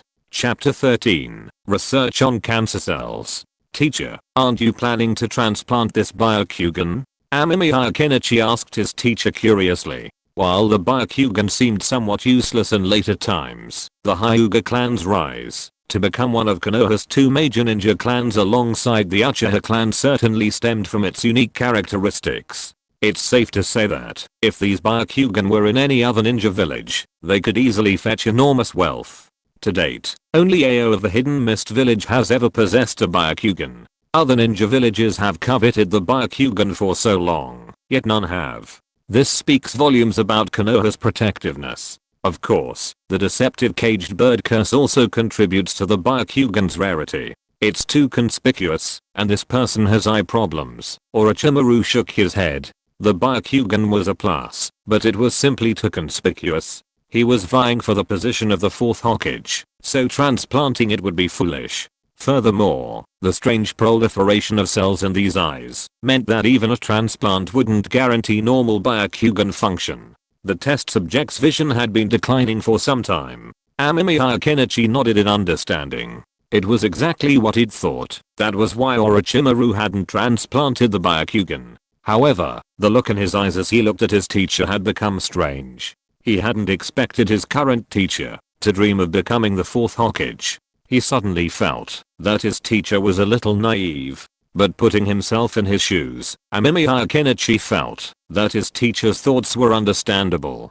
After all, he was one of the three most powerful ninjas in the ninja world. Orochimaru had commanded countless battles, earning him a long-standing reputation, and he also had Danzo's support. If it were him, Amemiya Kenichi would have felt assured. Furthermore, another figure currently holding a high position in Konoha was Minato Namikaze, known as the Yellow Flash. He was certainly not as good as Orochimaru. How could Philan Kiki lose? Your insect amber. I asked you to bring it. Did you bring it? Orochimaru suddenly asked, instantly sobering Amemiya Kenichi. He nodded quickly and took out the insect amber. Orochimaru took the book, peered into it, then shook his head and returned the amber to Kenichi Amemiya. Kenichi Amemiya noticed the book's title, a rather odd one, Miscellaneous Stories of the Age of Sages, and it didn't look like a serious book. I just thought your insect had come from the time of the legendary Six Paths Sage, but after comparing it, I don't think it's the same kind of insect. Orochimaru casually handed the book to Kenichi Amemiya. Kenichi took it and glanced at it, then saw a passage. The summary was that a certain insect had once destroyed several villages. Strangely, these insects burrowed into the bodies of others, controlling them and causing them to become mad. There was no further information, just that the sage discovered the incident and killed all those infected. There were even pictures, but they certainly didn't look like the insects in the amber. If such insects really existed, wouldn't that be too absurd? Kenichi Amemiya smacked his lips. Aren't these insects just parasites? Or perhaps a parasite capable of controlling humans? I see. Resident Evil 4 was based on your story, right? Not necessarily. Legend has it that during the time of the Six Paths Sage, there were always strange religions and some incredibly powerful weapons.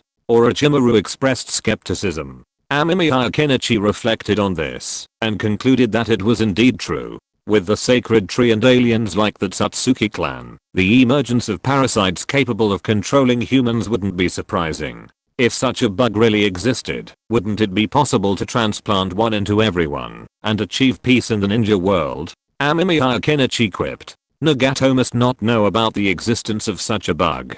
However, knowing about it didn't seem to matter. After all, it happened so long ago. Regardless of whether it was true or not, simply finding these bugs was a problem.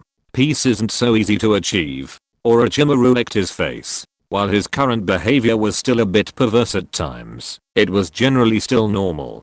Perhaps he hadn't yet felt the shock of missing out on the Yondaime Hokage position. Kenichi Amemiya also wondered if the thought of becoming the Yondaime might have given Orochimaru some restraint. Kenichi, stay in this testing base for the next few days. I'll pick you up in a few days. Orochimaru stood up, his eyes grim.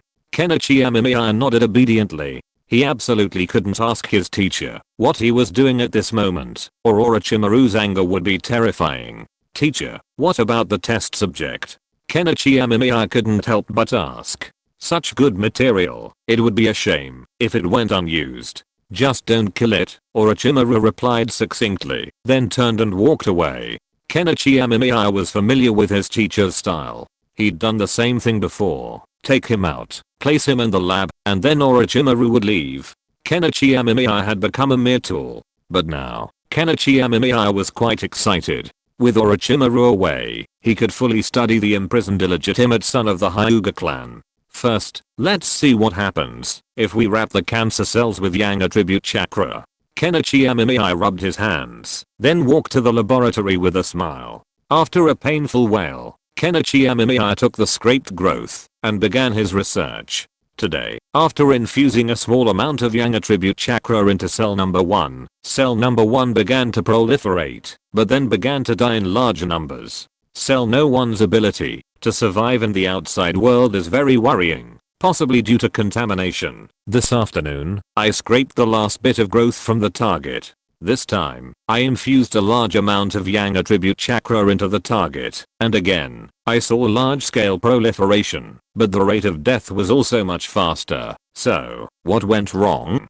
Possible causes currently listed include the inability of cells separated from the body to adapt to the external environment, changes in temperature and humidity, and invasion by other bacteria and viruses. The day after Orochimaru left, there were no growths on the target eyeball, allowing live experiments to begin. Chapter 14 Nicotine. You lunatic. Looking at the weakened test subject before him, Kenichi Amemiya scratched his head. He didn't particularly want to torture him, but there was no other way. He was the only one with cancer cells. If Kenichi Amemiya wanted to develop his envisioned ninjutsu, this was his only option. Don't worry, I'm not here to scratch your eyeballs today, Kenichi Amemiya sighed, looking at the man's bloodied eyeballs. The only thing he knew for sure was that yang attribute chakra did indeed have the ability to stimulate cancer cell growth. However, this experimental base wasn't a sterile laboratory, so cancer cells wouldn't survive long outside. Therefore, to continue the experiment, Kenichi Amemiya had no choice but to conduct a live experiment, attempting to infuse yang attribute chakra into the subject's body to stimulate the cancer cells. Let me think about it. First, we need to infuse yang attribute chakra into the subject's body. Then, we need to establish an identification mechanism to quickly detect the presence of cancer cells. Kenichi Amemiya wrote down his thoughts thoughtfully. In Amemiya Kenichi's view, if he wanted to develop this jutsu, the first step would be to enable his chakra to be transferred into another person's body. This presented some difficulties. Although he had recently begun to adapt to Hashirama Senju's powerful physique, he still couldn't concentrate his yang attribute chakra and transfer it into another person's body. Even if he could overcome this, there remained a crucial hurdle: how to direct the yang attribute chakra to the cancer cells. You have to understand that, while normal people have cancer cells in their bodies, they aren't pre-established and fixed like this test subject. Most people's cancer cells are generated throughout the body and then eliminated. And then there's the assumption that the other person doesn't have cancer cells. What if he doesn't have any? That's too much trouble. Why not just create a cancer cell directly in the other person's body? It would be much easier to grow it quickly, and I could also limit the damage to a specific area. Amemiya Kenichi slammed his palm. He'd been overthinking it before. There was really no need for such a hassle. Wouldn't it be easier to simply create a cancer cell in the other person's body? After all, finding cancer cells among a vast sea of cells is no easy task, but creating one is a simple matter.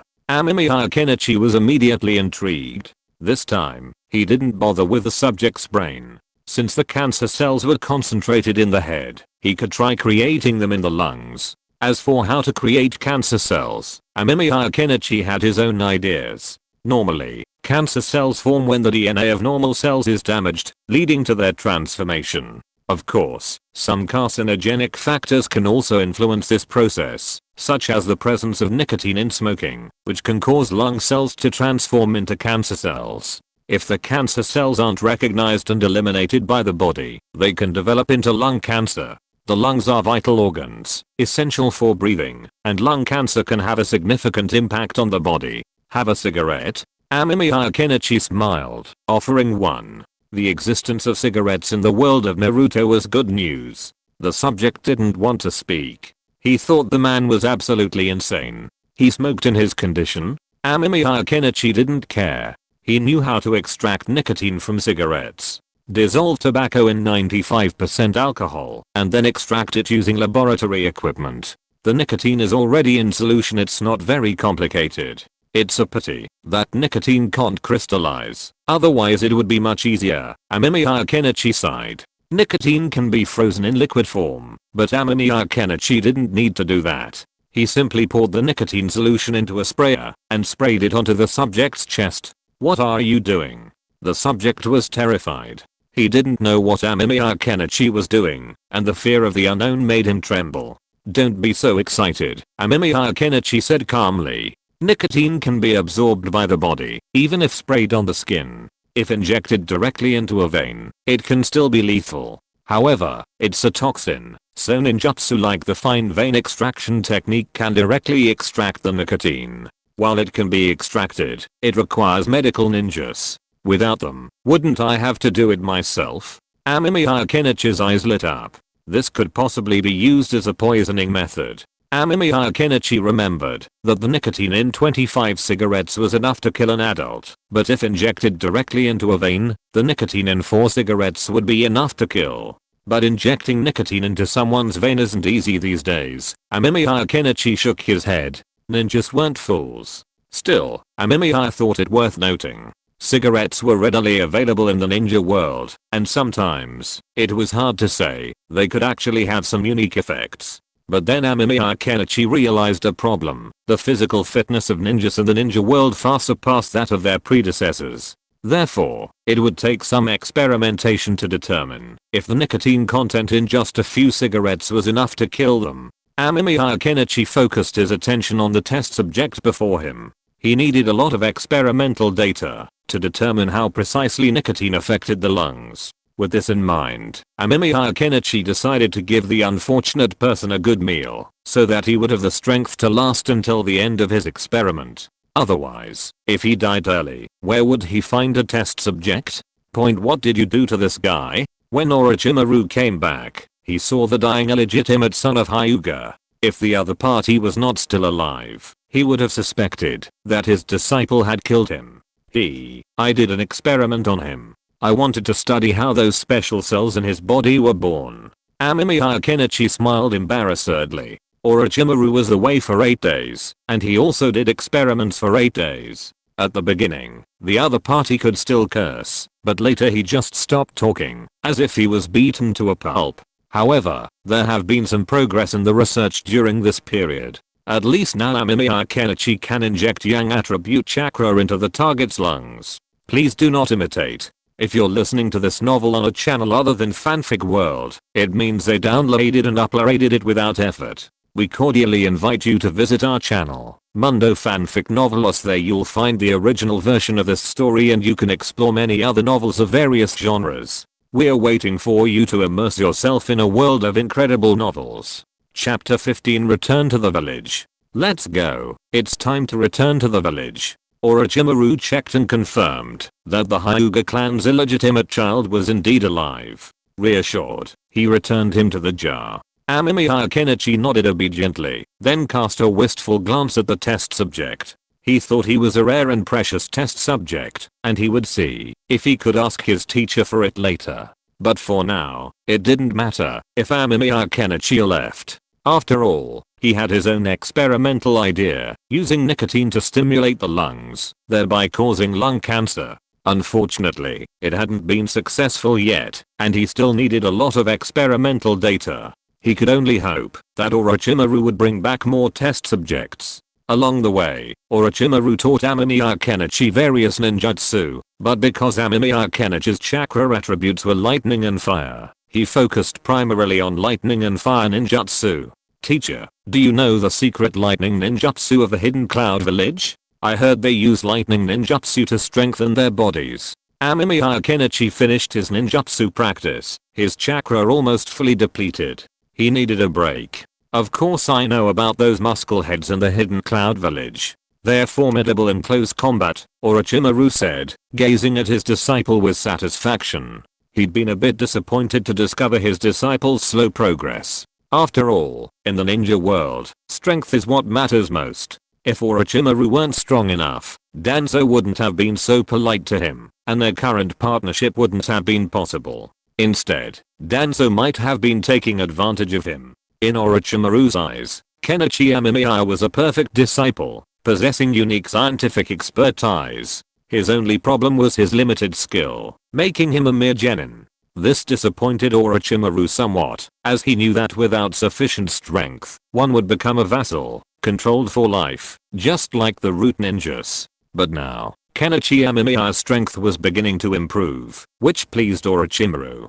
Kenichi Amemiya felt a touch of envy. The Hidden Cloud Village's ninjutsu were incredibly powerful. If he could master them, it would be like having an extra lifeline. Unfortunately, Orochimaru didn't know the Kumogakure's ninjutsu, so he couldn't teach it. When the two returned to Konoha, the biggest news on the streets was that the third Hokage, Sarutobi Hiruzen, was about to step down, and the election for the fourth Hokage was about to begin. The transition between the old and new leaders of Konoha was a matter of great importance, and the entire village was buzzing with discussion. Orochimaru also told Kenichi Amemiya to stay home for the time being. He didn't need to go to the laboratory for the time being, not until the fourth Hokage was chosen, and Kenichi Amemiya had no objections. It seems the teacher still has some ideas. Kenichi Amemiya shrugged. He knew the outcome. The fourth Hokage would not be his teacher, Orochimaru, but Minato Namake's. When the outcome was announced, the teacher would begin preparing to rebel against the village, and would also develop a hatred for Hiruzen Sarutobi, planning to execute his plan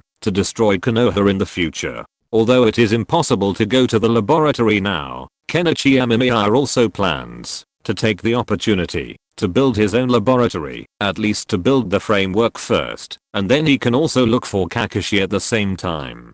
By the way, he can contact Uzumaki Kuwayuki through Kakashi and get her hair.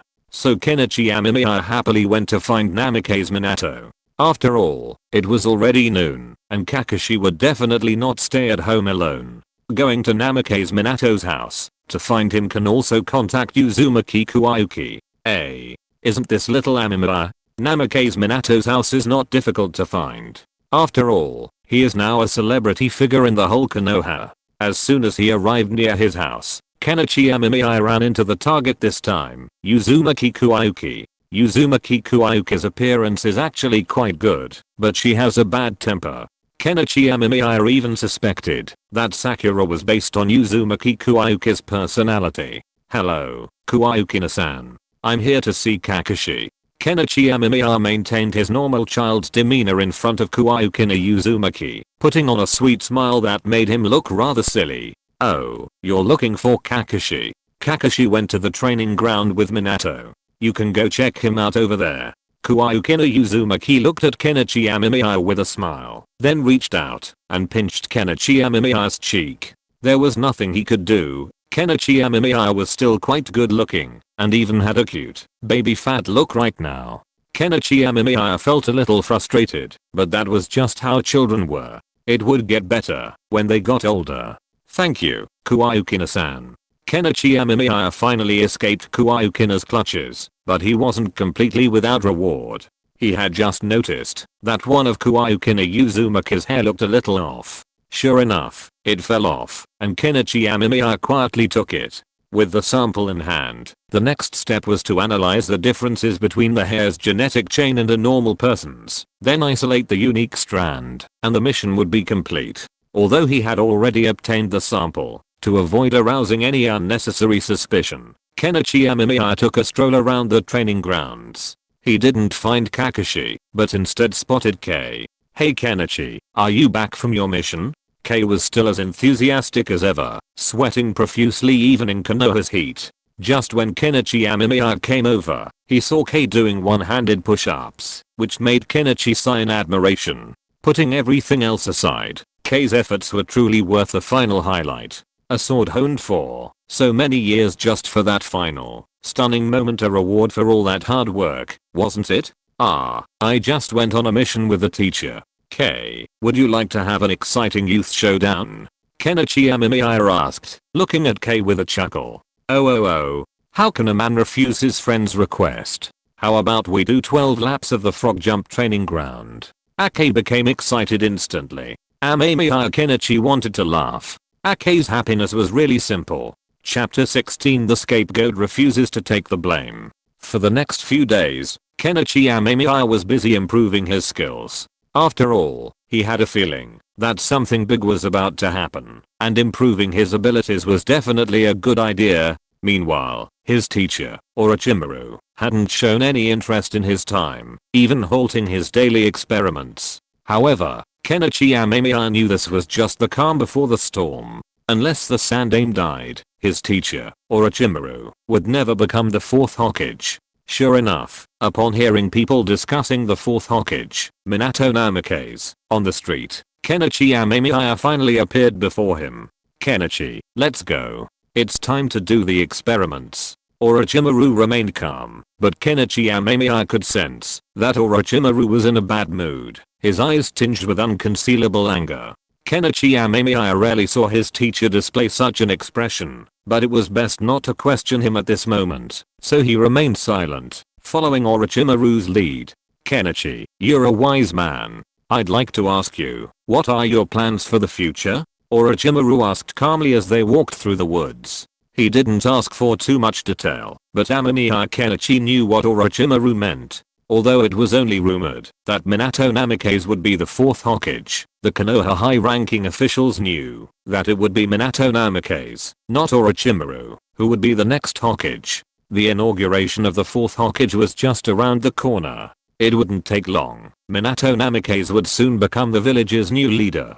It was unclear whether he would be a figurehead or a Hokage with independent authority. "Teacher, I want to follow in your footsteps," Amemiya Kenichi said honestly. Orochimaru knew many of his secrets, and strictly speaking, he was now tied to him.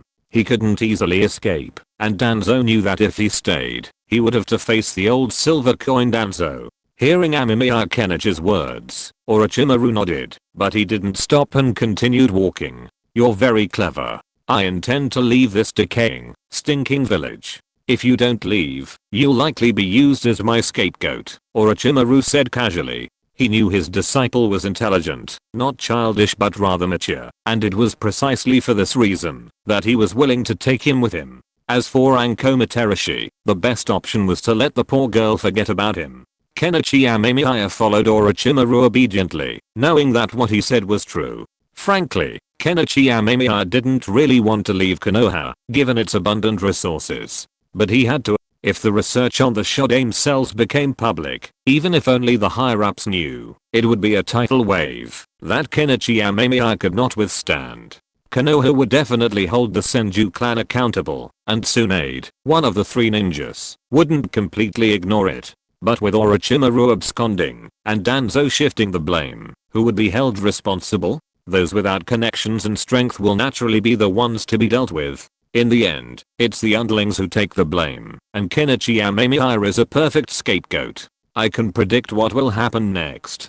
Danzo will definitely let you join the route under the guise of redemption, so he can control you, and continue his experiments. Orochimaru had also arrived at the entrance to the secret underground laboratory. Kenichi Amemiya followed his teacher into the underground laboratory, the second longest place he had spent time in Konoha. "I'm afraid if the situation demands it, I'll have to be thrown out and killed to appease the resentment," Kenichi Amemiya shrugged. It was precisely because of this consideration that Kenichi Amemiya decided to leave with Orochimaru. Danzo was not a good leader. He would always take the blame for his subordinates' misfortunes. At least by following his teacher, he wouldn't die, be targeted, or be used as a scapegoat. You're very smart. Orochimaru smiled. He didn't like talking to idiots. It was a hassle. Communicating with intelligent people was easy. Jiraiya was that idiot. He'd even tried to comfort himself earlier, trying to calm himself down. Who would be sad? A mere Yondaime Hokage. Teacher, you look a little unwell. Amemiya Kenichi glanced at Orochimaru and asked tentatively. You must be mistaken. Orochimaru's expression grew cold. Amemiya Kenichi grumbled, then followed behind him expressionlessly. But inside, Amemiya Kenichi felt a little amused. Orochimaru was still Orochimaru, clearly caring deeply about the Yondaime Hokage position, yet he acted indifferent. The rejection you mentioned has now been officially incorporated into future experiments. If you have any unique ideas, please let me know. Orochimaru picked up a research log, flipped through it, and casually remarked. Amemiya Kenichi nodded. It seemed that, even though Orochimaru hadn't brought him along, the experiments hadn't stopped. They were still going on. Perhaps Danzo was getting anxious, too. That was perfectly natural. It must be said that, although Sarutobi Hiruzen had retired from being a qualified ninja, he was indeed an outstanding politician. He was a man of insidiousness and shamelessness, and his tactics were highly skilled. His suppression of Danzo was so effective that, even when Sarutobi was still alive, Danzo was left with nothing to show for it. Teacher, can you give me these failed test subjects? Amemiya Kenichi had also seen the experimental log, and felt a little jealous. Wow, the root is worthy of being the root. They've gathered 82 test subjects in such a short time. And those are the ones who survived after Amemiya Kenichi suggested rejection. Without Amemiya Kenichi's suggestion, these guys would have long been in the hands of the first generation cells. I want 50, and the rest are yours. Orochimaru didn't care too much. It was just consumables, but he had his own projects, so he was going to take some. Thank you, teacher.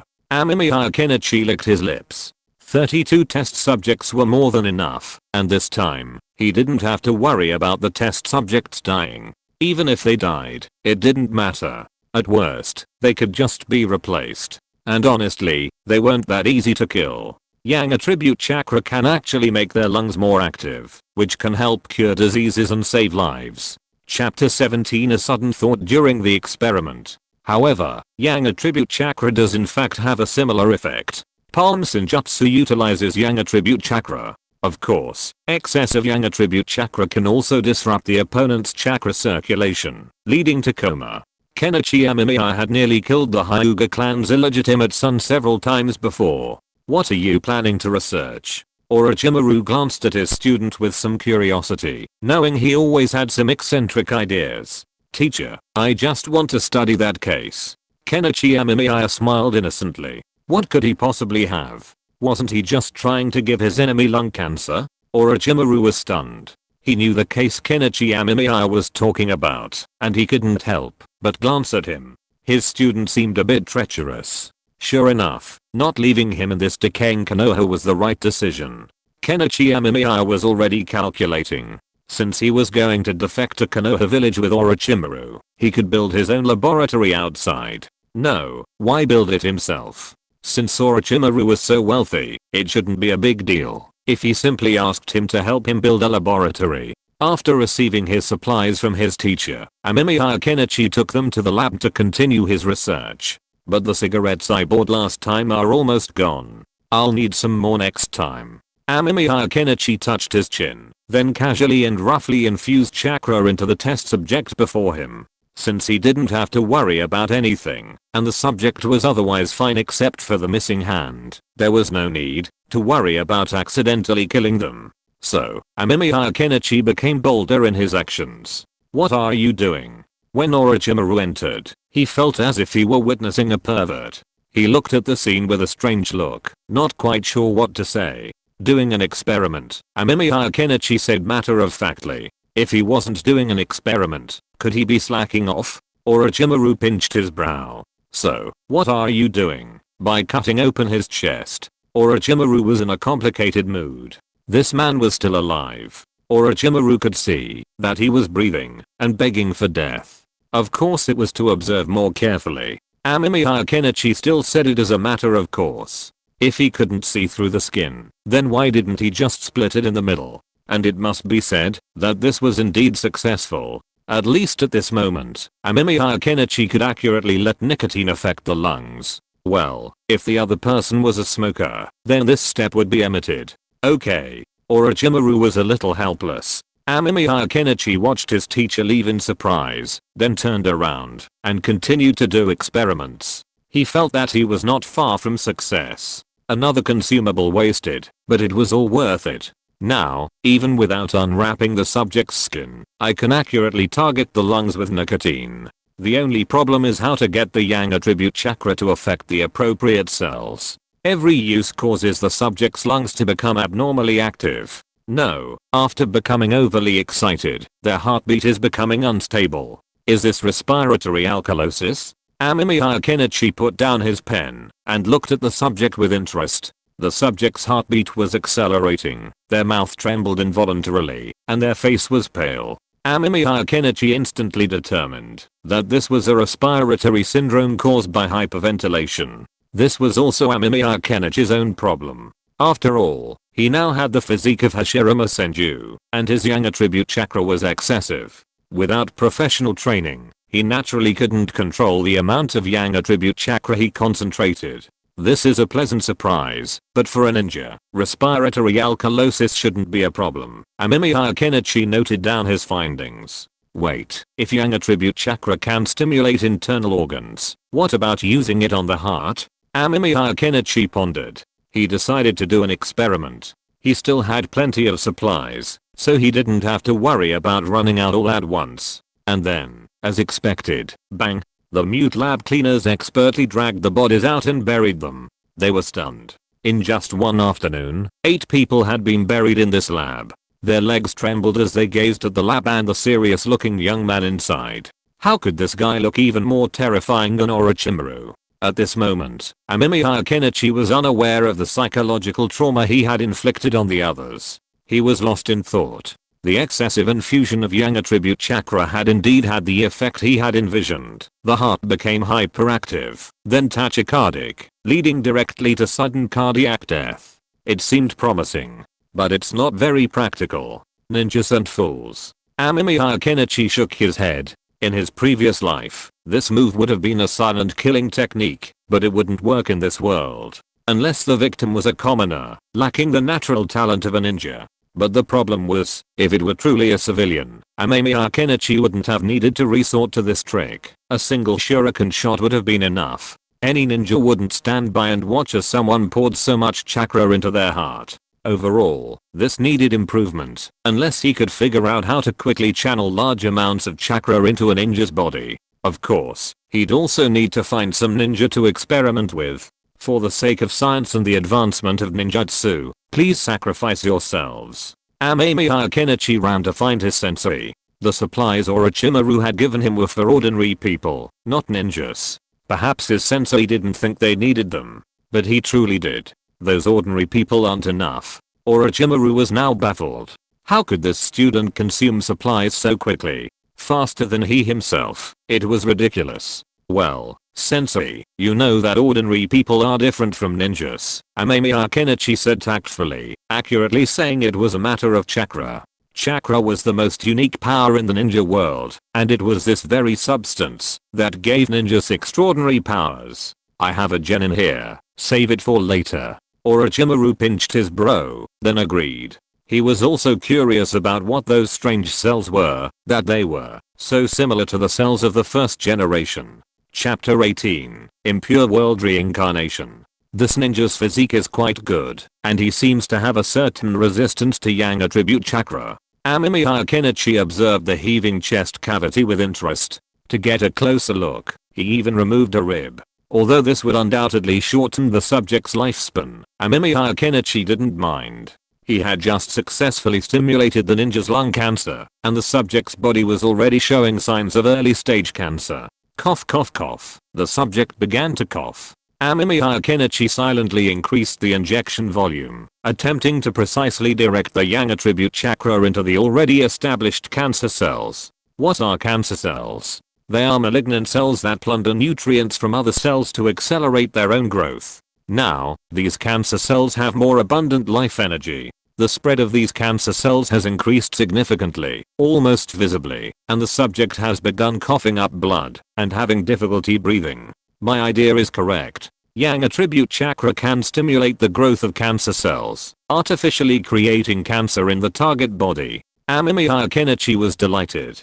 Now he had achieved initial results. All it took was to summarize this set of techniques and test its success rate, and then Kenichi Amemiya could claim to have successfully created a unique ninjutsu. But I remember there's a medical ninjutsu called the fine extraction technique, which can extract toxins and other things, but that wouldn't work with my ninjutsu. Kenichi Amemiya stroked his chin. At this point, Kenichi Amemiya could precisely inject his yang attribute chakra into the cancer cells, and he noticed that they were beginning to metastasize. If this had spread widely, in his previous life, he would have been forced to book a crematorium and wait for death.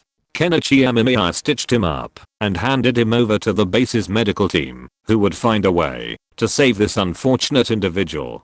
Kenichi Amemiya wanted to see if the ninja world could truly combat cancer. If it could, then the usefulness of this ninjutsu would be greatly reduced. If not, then Kenichi Amemiya would have mastered a ninjutsu that could be classified as forbidden. Have you finished your experiment? When Amemiya Kenichi found his teacher, he saw two deceased ninjas lying on Orochimaru's lab table. A strange smell lingered in the lab, and there was dust on the bench. Impure world reincarnation? Amemiya Kenichi instantly thought of this unique forbidden technique. Yes, teacher, the experiment has yielded some results. I've now handed the test subject over to the medical team to see if they can cure him. Amemiya Kenichi feigned complete ignorance and spoke respectfully. Well, don't forget to practice ninjutsu, that's what we ninjas rely on for survival. Orochimaru nodded. He had always been a man of great decentralization. Or perhaps it's better to employ someone you doubt than to employ him and trust him when you employ him. Overall, he was an excellent leader, though apathy was also a characteristic of his. Okay, teacher. Amemiya Kenichi nodded. He had a plan for himself for the time being. First, ninjutsu and physical training, those were essential. Then came the tasks assigned by the teacher, and finally, researching and perfecting the cancer-generating ninjutsu. After acquiring the sage body of Hashirama Senju, Kenichi Amemiya's body was imbued with a vast amount of yang attributed chakra. His only regret was that he hadn't mastered wood release. This disappointed him somewhat, as wood release was still incredibly powerful in the ninja world. With it, he could capture and study the tailed beasts. Thinking of the various, yet incredibly powerful, tailed beasts, his mouth watered.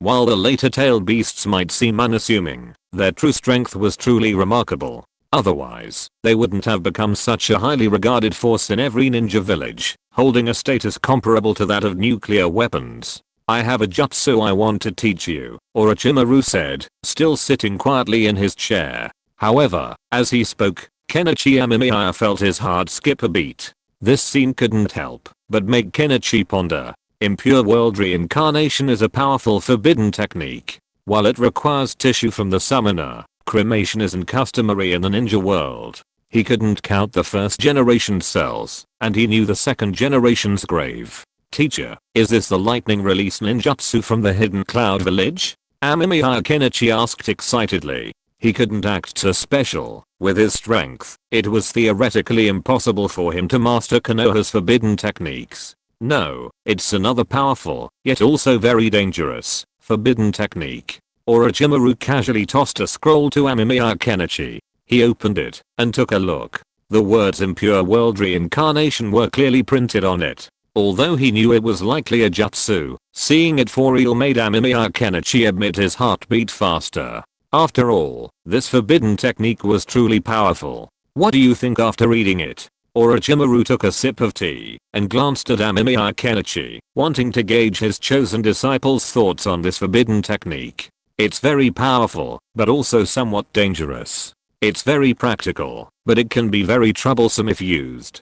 Amemiya Kenichi had already finished reading it. After all, it wasn't very long. Why do you say that? Orochimaru remained silent. Because it can resurrect the dead. It's a jutsu that desecrates the dead. Once used, it's bound to cause widespread disgust. Amemiya Kenichi was a little frustrated. His teacher simply loved asking questions despite knowing the answer. He didn't believe that his teacher, Orochimaru, couldn't see the truth that even ordinary people could see. But it's also very powerful. If you can restore the dead to their original strength, it would be a very powerful force, and there wouldn't be any other problems to worry about. Amemiya Kenichi shrugged. The impure world reincarnation jutsu was indeed very powerful. For example, on the night of the Ninetales rebellion, if the impure world reincarnation had resurrected the first and second generations, how would the Ninetales have responded? Then I'll teach you. Do you dare to learn? Orochimaru smiled and asked. Of course I dare. Amemiya Kenichi nodded immediately. This was a forbidden technique. Only a fool would not learn it. Chapter 19. Change of job to necromancer. Kenichi Amemiya thought of a joke. A hero's brother dies, and the archers and mages all pledge to help the hero avenge his death. Then the necromancer in his group retorts, and your dead brother. It's a complete joke. Kenichi Amemiya has now become a necromancer, and Orochimaru has officially taught him the forbidden technique of impure world reincarnation. However, it's not yet permitted in the village. Orochimaru also stated that this forbidden technique is still under development and will likely become more practical once it's refined. Teacher, if there are souls and pure lands in this world, what energy source do they rely on? Kenichi Amemiya asked curiously. What energy source does a soul rely on? It can't be antimatter, can it? I don't know. While the soul definitely exists, its specific source is still unknown. Orochimaru shook his head. He truly didn't know anything about this. Are you planning to research this? Orochimaru glanced at his student. Had this little fellow become so arrogant as to want to study the soul? No, I'm just curious. I can't research it right now. Amemiya Kenichi quickly waved his hand. What a joke. Researching souls now? He'd be targeted by the Six Paths Sage. Although Amemiya Kenichi had skipped many of the Naruto flashbacks, he remembered that the Six Paths Sage seemed to be in the Pure Land, and that there were also many ninja souls there. But according to the law of conservation of energy, the existence of souls should also consume energy. So what does it consume? This was very interesting. That's good to know. You can study what you're interested in now, and be prepared at all times. Orochimaru nodded. The soul was too mysterious. Now was not the time to study it. Amemiya Kenichi nodded as well. Although Orochimaru didn't say what he was preparing for, he probably guessed what it was. He probably thought his teacher was planning to betray the village. Teacher, why is there another person in your photo? Amemiya Kenichi couldn't help but ask. After all, he had been looking at the photo for a while, and had always been curious about who the extra person was. It was a photo of 4 people. Kenichi Amemiya knew 3 of the men in at the Sannin, but he didn't know the other man. He was still quite handsome, though. Oh, that one. That's Iruko, a man ruthlessly abandoned by the village for breaking a taboo. Orochimaru glanced at the photo, then let out a cold smile. Kenichi Amemiya pondered. Iruko? He seemed to have heard of that name before. He remembered someone who had developed a ninjutsu that combined various bloodline limits. It was a shame he didn't know where he was. Otherwise, he could have tried to intercept him, or even obtain tissue for research. After leaving the laboratory, Kenichi Amemiya returned to his home. The surrounding woods were quiet, but Kenichi Amemiya knew there were many root ninjas lurking there. Danzo and Orochimaru's cooperation had always been like this. Danzo even arranged for protection, which Kenichi saw as more like surveillance, but Orochimaru had no problem with it. When Kenichi Amemiya was about to go buy some groceries to cook at home, he ran into Minato Namikaze and Kuwayuki Uzumaki. Hey, Amemiya-chan, are you here to buy groceries too? Kuwayuki Uzumaki seemed happy these days, her smile even sweeter. Yes, Kuwayuki, I'm going home to make sukiyaki. Kenichi Amemiya smiled sweetly. Kuwayuki's hair had already been taken to the lab. Extracting the abnormal gene chain was relatively simple. Orochimaru had previously performed a similar task using the cells of the first Hokage, so theoretically, this task could be completed in a few days. So, Kenichi Amemiya no longer had the same affection for Kuwayuki as before. Since she planned to leave the village with her teacher, there was no need for excessive affection. Of course, necessary contact was still necessary. After all, Who knew what the future would hold? Who knew Orochimaru would defect again due to the butterfly effect, or if he had been recruited as an undercover agent by the third Hokage? Amemiya, you can cook too? That's amazing. Namake's Minato smiled, even though he was like this most of the time. Many people viewed him as cheerful and sunny. He wondered if Minato would still love Konoha village so much if he knew in the future that his son not only didn't enjoy the same treatment as the son of a Konoha hero, but was constantly cursed as a demon fox and ostracized.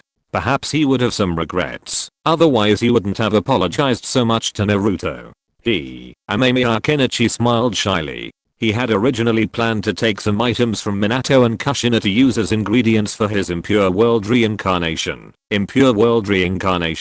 But after Minato used the Shikifujin, he lost interest. He remembered that, while inside the Shinigami's stomach, Amemiya Kenichi couldn't escape. As for Kushina Uzumaki, her strength wasn't particularly strong, but as a member of the Uzumaki clan, she possessed powerful sealing techniques. So Amemiya Kenichi decided to collect some ingredients when the time came. After finally seeing off the enthusiastic Minato Namikaze and his wife, Kenichi Amemiya went shopping for some ingredients, then carried the food home to cook. The next day, a major event took place in the village. The fourth Hokage was about to be announced. It was a bit fast, but that was understandable.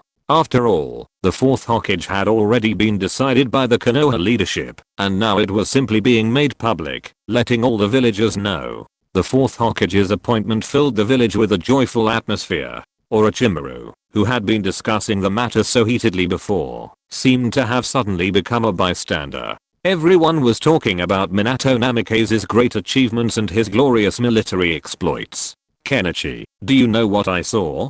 Orochimaru folded his hands and looked at the jubilant crowd in front of him with a hint of a smile on his face.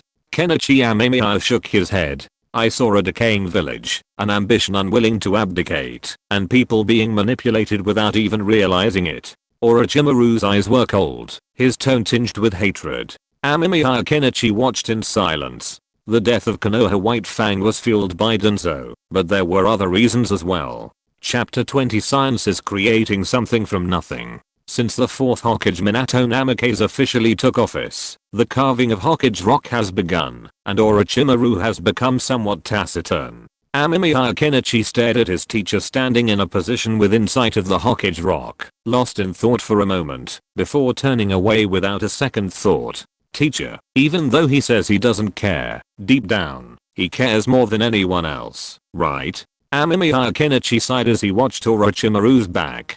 Suddenly, he began to doubt his teacher's gender. If he hadn't known he was indeed a man and his body hadn't changed, he would have suspected he'd met a tsundere. Well, if the teacher's hair color was changed to blonde and styled in a ponytail or twin tails, it would be even more in line with the image of a tsundere loser. Teacher, does Elder Shimura Danzo smoke? Amemiya Kenichi asked, looking down the familiar road. Knowing they were heading to the laboratory they were collaborating with the route today, he couldn't help but ask. Him? I've never seen him smoke. Orochimaru was stunned, clearly not expecting such a question, but he answered anyway. Hearing this, Kenichi Amemiya felt a little disappointed. He didn't smoke. That would be a problem. Kenichi Amemiya had previously considered finding an opportunity to cultivate some cancer cells for Danzo, but since he didn't smoke, and his technique wasn't quite perfect yet, he'd given up on the idea for now. Arriving at the Root's underground laboratory, Danzo wasn't there, only Root ninjas. This didn't hinder the experiment. However, the arrival of Konoha's Yondaime also marked the end of the war. At least for a short time, the Root wouldn't be able to provide enough supplies, and the situation would only get worse. Teacher, what's the topic for today's experiment? Kenichi Amemiya noticed something strange about his excitement upon entering the lab. Nothing much, actually. Just continuing to experiment with how to better control the first generation cells, Orochimaru said calmly. This was Danzo's request. Kenichi Amemiya found it somewhat boring. While the first generation cells were powerful, they also had significant limitations. Simply being able to withstand them was a huge question. Orochimaru's experiments had cost countless lives, only to achieve the success of Yamato. Teacher, can I do my own research? Amemiya Kenichi was reluctant to continue the experiments on the first generation cells. He had his own ideas. Orochimaru glanced at him and nodded. The experiment was indeed boring. If it weren't for the support of the root, Orochimaru wouldn't even bother with Danzo. After receiving Orochimaru's permission, Amemiya Kenichi excitedly ran off to conduct his own experiments. However, since this was a laboratory in partnership with the root, Amemiya Kenichi didn't continue to perfect his ninjutsu. He chose to develop something else. Chakra armor, or more accurately, an expanded research, based on a metal product Orochimaru had previously discovered. Orochimaru's previous research had yielded a special metal that could absorb chakra, allowing it to absorb the chakra from the ninja's body. However, due to Orochimaru's busy research projects, this project was temporarily shelved. However, Kenichi Amemiya was quite optimistic about this device. If it could be improved to absorb chakra from ninjutsu, its practicality would be immense. If we add an energy conversion device to store the absorbed chakra or transfer it back to the wearer, wouldn't it become a perpetual motion machine on the battlefield? Kenichi Amemiya smacked his lips. Wouldn't that mean we could drive a chakra Gundam in the world of Naruto? Theoretically, the idea was feasible. Kenichi Amemiya remembered seeing armor that could absorb chakra in the Naruto theatrical releases. With improved defenses and research on higher performance metals and a corresponding conversion and storage core, the idea could become a reality. Even if you, Uchiha Madara, were powerful, I could pull out my chakra armor and absorb all your ninjutsu. How would you respond? However, it was still early days. Kenichi Amemiya hadn't even figured out how to improve the metal yet, so he could only experiment slowly. No wonder Sensei wants to collaborate with the root. Looking at the materials he'd consumed, Amemiya Kenichi smacked his lips. Scientific research was indeed a money-burning endeavor. No wonder so many people were focused on developing ninjutsu. It didn't cost that much. As expected, the poor rely on mutations, the rich on technology. Are you interested in Xenometal? Hearing the voice, Amemiya Kenichi knew it was Orochimaru. He quickly turned around and saw, sure enough, Sensei standing behind him. Here he was again, just as quietly. He wondered if he'd learned this from Batman. Yes, Sensei, I feel this metal has great potential for development, Amemiya Kenichi said honestly. If this thing could develop as he envisioned, it could certainly become a nuclear-level strategic deterrent in the future. It might even completely change the landscape of ninja warfare. The absorption limit of the alien metal is very low, but I'm optimistic about you. After all, science has always been about creating something from nothing. Orochimaru smiled. He didn't have many people in this village he wanted to take with him. Kenichi Amemiya was the only one. Orochimaru even felt that he might never need another disciple in his lifetime, only this one who was so much like him. Yes, Master, science is about creating something from nothing. Kenichi Amemiya was firm. While he wasn't a brilliant scientist, he knew that many things originally didn't exist. Before the advent of computers, people couldn't imagine what they would be like, so to say they came from nothing wasn't an exaggeration. Furthermore, Kenichi Amemiya remembered the future Boruto, where even more things appeared that are unimaginable today. Let's go. Today's experiment is over. Orochimaru calmly set off on his journey home, Kenichi Amemiya following behind him. Behind him, the laboratory wailed from time to time. Following each step up the stairs, Kenichi Amemiya followed his teacher from darkness to light. Teacher, did the Sannin know about our experiment? Kenichi Amemiya suddenly became curious about this question. Although the root is a very secretive organization that belongs only to Danzo, the ANBU is not just for show. Of course he knows, he acquiesced. Thanks to Fengar, RR for the reward. Chapter 21 Where did the first generation learn the magic? Acquiesced. Kenichi Amemiya scratched his head, suddenly understanding why Tsunade had left Konoha. After all, her lover and brother were dead, and her teacher was still desecrating their ancestors' remains truly disappointing. If it weren't for the Sandame's death and Naruto's presence, Tsunade probably wouldn't have returned to become the 5th Hokage. After taking Kenichi Amemiya to the training grounds for a while, Orochimaru left. Before leaving, though, Orochimaru warned Kenichi Amemiya to be careful, as the Sandame seemed to be suspicious of him lately. Kenichi Amemiya wasn't surprised. After all, with their supplies running low, the route would undoubtedly extend their reach to nearby villages. With so many missing people, the ANBU wouldn't be unaware. Exposure was inevitable. Your test subject, the one whose ribs you removed earlier, is dead. The medical team has reported that his lungs have completely stopped functioning, Orochimaru told Kenichi Amemiya before leaving.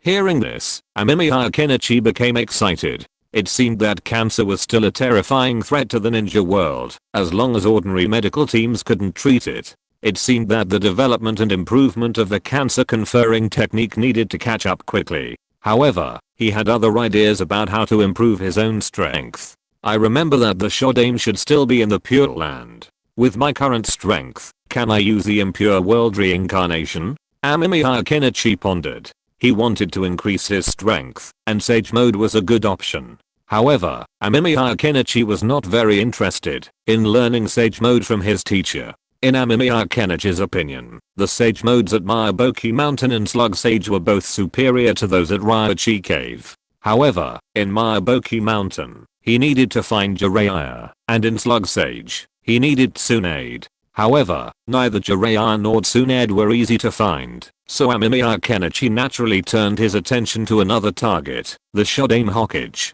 Senju Hashirama, whose sage technique was also very powerful. However, Kenichi Amemiya had no idea where the Shodaime had learned the Senjutsu. He had only heard that it seemed he learned it in the Wet Bone Forest, though some said he had mastered it on his own. Is it possible to resurrect the Shodaime through the Impure World reincarnation, and then have him teach me Senjutsu? Kenichi Amemiya hesitated. Orochimaru didn't possess any Senjutsu, unless he asked his teacher to send him to the Ryochi Cave to face the White Snake Sage. The best way to learn Senjutsu was from the Shodaime. After all, the Shodaime was known for his unrefined approach, like an alternative version of Naruto. Surely such a person wouldn't have any harsh thoughts about a junior member of Konoha.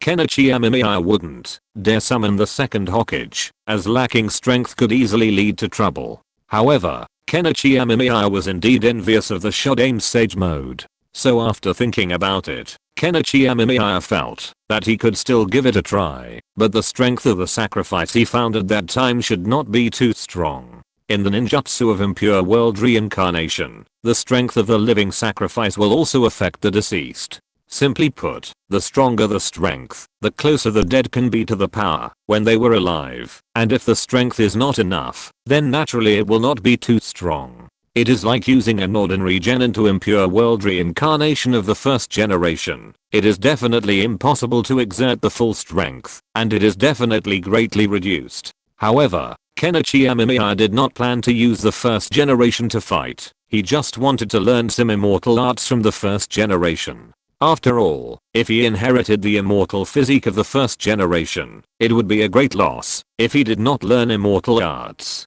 So for the next month, Kenichi Amemiya was busy preparing the materials for Impure World Reincarnation, and then improving his own strength, and incidentally, he continued to develop his own ninjutsu. Kenichi, I heard Uzumaki Kushina is pregnant. Orochimaru was conducting an experiment. He had recently acquired a test subject, a very precious one, from the Kaguya clan. Of course, the Kaguya clan wasn't Kaguya Satsuki, but the current Kaguya of the Shikotsuki clan. This made Kenichi salivate, as the Shikotsuki clan was considered quite powerful. However, research on the 3 Magatama Sharingan was still progressing slowly, and he couldn't study the Shikotsuki clan for now. He could only save a few samples for future use. Really? The village doesn't seem to have any information on this, Kenichi said, taken aback. Honestly, while he knew this was the time when Naruto appeared in Kushina's belly, the village hadn't heard anything. But thinking about it, it made sense. After all, Uzumaki Kushina wasn't just the 4th Hokage's wife, she was also Konoha's Ninetales Jinchuriki. The Jinchuriki's birth date was a top secret, and a chunin like Kenichi Amemiya naturally couldn't possibly know. Yes, during this time, Kenichi Amemiya officially became a chunin. He didn't take the chunin exams, but rather, after Orochimaru's recommendation, he battled a veteran chunin, and became a chunin. During wartime, becoming a chunin would have been much easier, as promotions to jonin were incredibly fast. Now that the war is over, things are somewhat more normal. However, it will take some time for the Chunin exams to resume, as relations between the villages are currently strained. Even a joint Chunin exam would be a fight to the death, let alone a coordinated one. And with so many Chunins in the village, it's impossible to save up everyone for the Chunin exams. So, the Chunin exams are just a way to showcase the strength of the village, and only on certain occasions do they arrange for a Chunin exam competition. Of course not. A Jinchuriki is very weak during childbirth. If the Ninetales emerges, Orochimaru sneered. I don't think the teacher will die, will he? Although the teacher had seemed to be enjoying his retirement peacefully, Orochimaru could tell he wasn't quite resigned.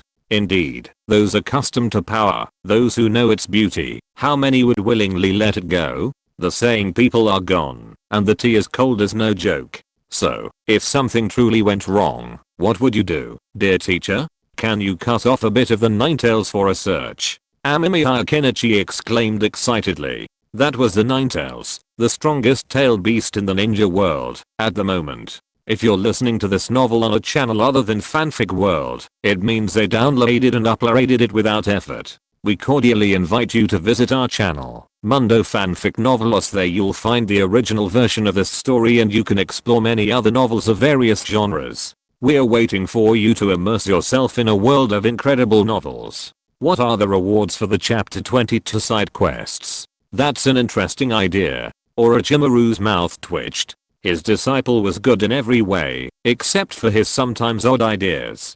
Cutting off a portion of the Ninetales for study? If one didn't know better, one would have thought his disciple had become a cage-level powerhouse, able to manipulate the Ninetales at will. Amemiya Kenichi smiled sheepishly, but he was genuinely interested in the Ninetales. After all, the tailed beast ball was quite intimidating in the early stages, and the Ninetales provided a significant amount of chakra. The village will definitely take this matter very seriously. Be mindful of your behavior for the time being, Orochimaru warned. He knew his disciple had a good relationship with the Yondaime and his wife. However, the matter of the Jinchuriki's pregnancy involved too many things. If his disciple got involved, it would be very troublesome, and he would be in trouble too. After all, Amemiya Kenichi was only a Chunin, but he was his teacher, so often, his disciple's actions would be blamed on him. Okay, teacher. I'll pay attention.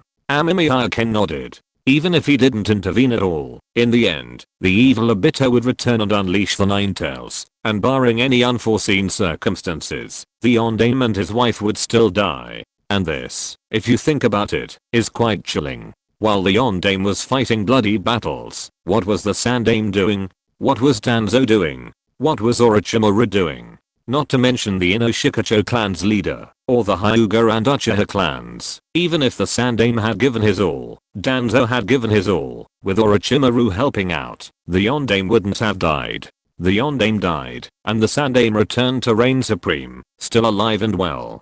It's hard not to wonder about the Sandaime's motives. Furthermore, Naruto's childhood was truly outrageous. It's not that such a thing couldn't happen, but that a child who endured such treatment could inherit the will of fire and aspire to become Hokage. It's outrageous that he didn't turn evil. But I remember it was said at first that Naruto was a short manga, not too long, so the character designs were just that. But then it got longer and longer, and naturally, a lot of characters were ruined. Amemiya Kenichi toyed with the amber in his hand, thoughtfully. He seemed to have seen a similar argument before, but he wasn't sure if Kishimoto actually said it. However, this analysis made sense. Looking at the amber in his hand, Amemiya Kenichi smiled slightly. If he were to talk about his gains recently, the biggest one wasn't the development of the cancer-generating ninjutsu, nor was it the money he'd swindled from Orochimaru, but this amber. Orochimaru had once unexpectedly approached Amemiya Kenichi with a book, and he took this amber and examined it carefully.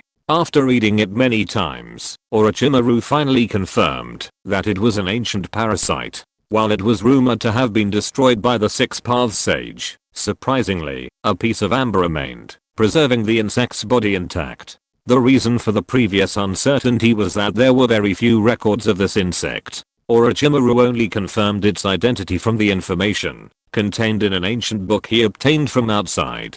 Unfortunately, the insect is already dead, and there's no way to revive it. Orochimaru finds this a pity, as otherwise, this ability to control others could be quite useful. A parasite that can control others? I wonder what researching this thing could yield. Amemiya Kenichi smacked his lips. If this thing could truly control ninjas, its practical applications would be immense. However, overall, one must also consider its limitations. After all, most parasites that can exert control often end up killing their hosts. For example, the ironwire worm forces the parasitic insect to dive, drowning it while it burrows out of the insect's body. A unique species of trematode larvae can even burrow into a snail's eyes, manipulating it to climb high, where it wriggles constantly, attracting birds to eat it. This shows that most parasites that can manipulate the consciousness of other creatures are not good, and the parasites in the Unreal Engine 4 are similar.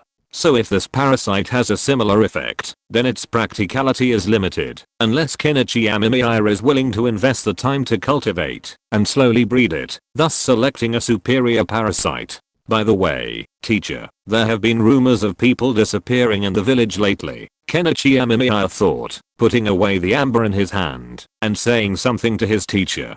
The meaning was actually quite simple. Kenichi Amemiya wanted to warn his teacher that it was almost time to escape. While his teacher was quite capable, Kenichi Amemiya was only a mere tune-in at the moment, and there wasn't much fun to do in the village. It was too boring, relying on eating melons every day to survive. He also had to carefully control his desires, fearing that he would one day kidnap someone and bring them to the laboratory. Well, you'll need to come with me to the lab during this time. The rest of the time, you're free to move around. Orochimaru didn't seem too concerned.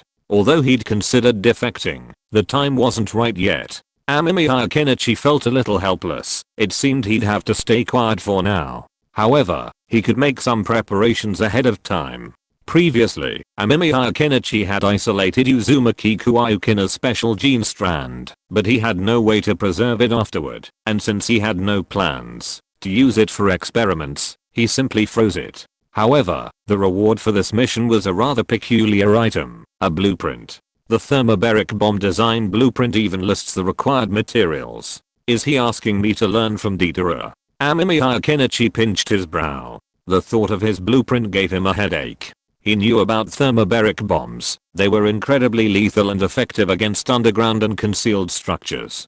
But with only a blueprint, I still have a long way to go before I can fully manufacture a thermobaric bomb. That's not right. Isn't Deidara a genius at explosives? Amemiya Kenichi said, his interest growing. Deidara shouldn't have been taken away by the Akatsuki by now, right? Giving me the blueprint seemed reasonable. Chapter 23 Encounter. However, considering Naruto wasn't even born yet, how big Deidara could be was a question. So Kenichi Amemiya temporarily gave up the idea of looking for Deidara to recruit talent. Moreover, speaking of recruiting talent, Kenichi Amemiya thought of a child he'd seen before, seemingly working for Danzo, who looked a bit like Kabuto. Kenichi Amemiya shook his head. Even if it was Kabuto, Danzo had already taken notice, and it was unlikely he'd be able to get him anytime soon. He could only take it one step at a time. How's the experimental record going? Orochimaru's voice interrupted Kenichi Amemiya's thoughts, and he quickly handed the notebook to Orochimaru. After his teacher reviewed it and nodded in satisfaction, Kenichi Amemiya breathed a sigh of relief and followed his teacher out of the experimental base. Konoha village was relatively peaceful now. The fourth Hokage, Minato Namikaze, had already demonstrated his prowess in previous wars, and Sarutobi Hiruzen was still around. It could be said that Konoha village maintained a strong fighting force at this moment. Even the Raikage of the Hidden Cloud village showed no ill intentions towards Konoha. But being targeted by Obito seems even worse, right? Amemiya Kenichi rubbed his chin. So, these easily excited young people were the most troublesome. If only Obito had been willing to discuss things privately, perhaps the storyline in the Naruto world would have been different.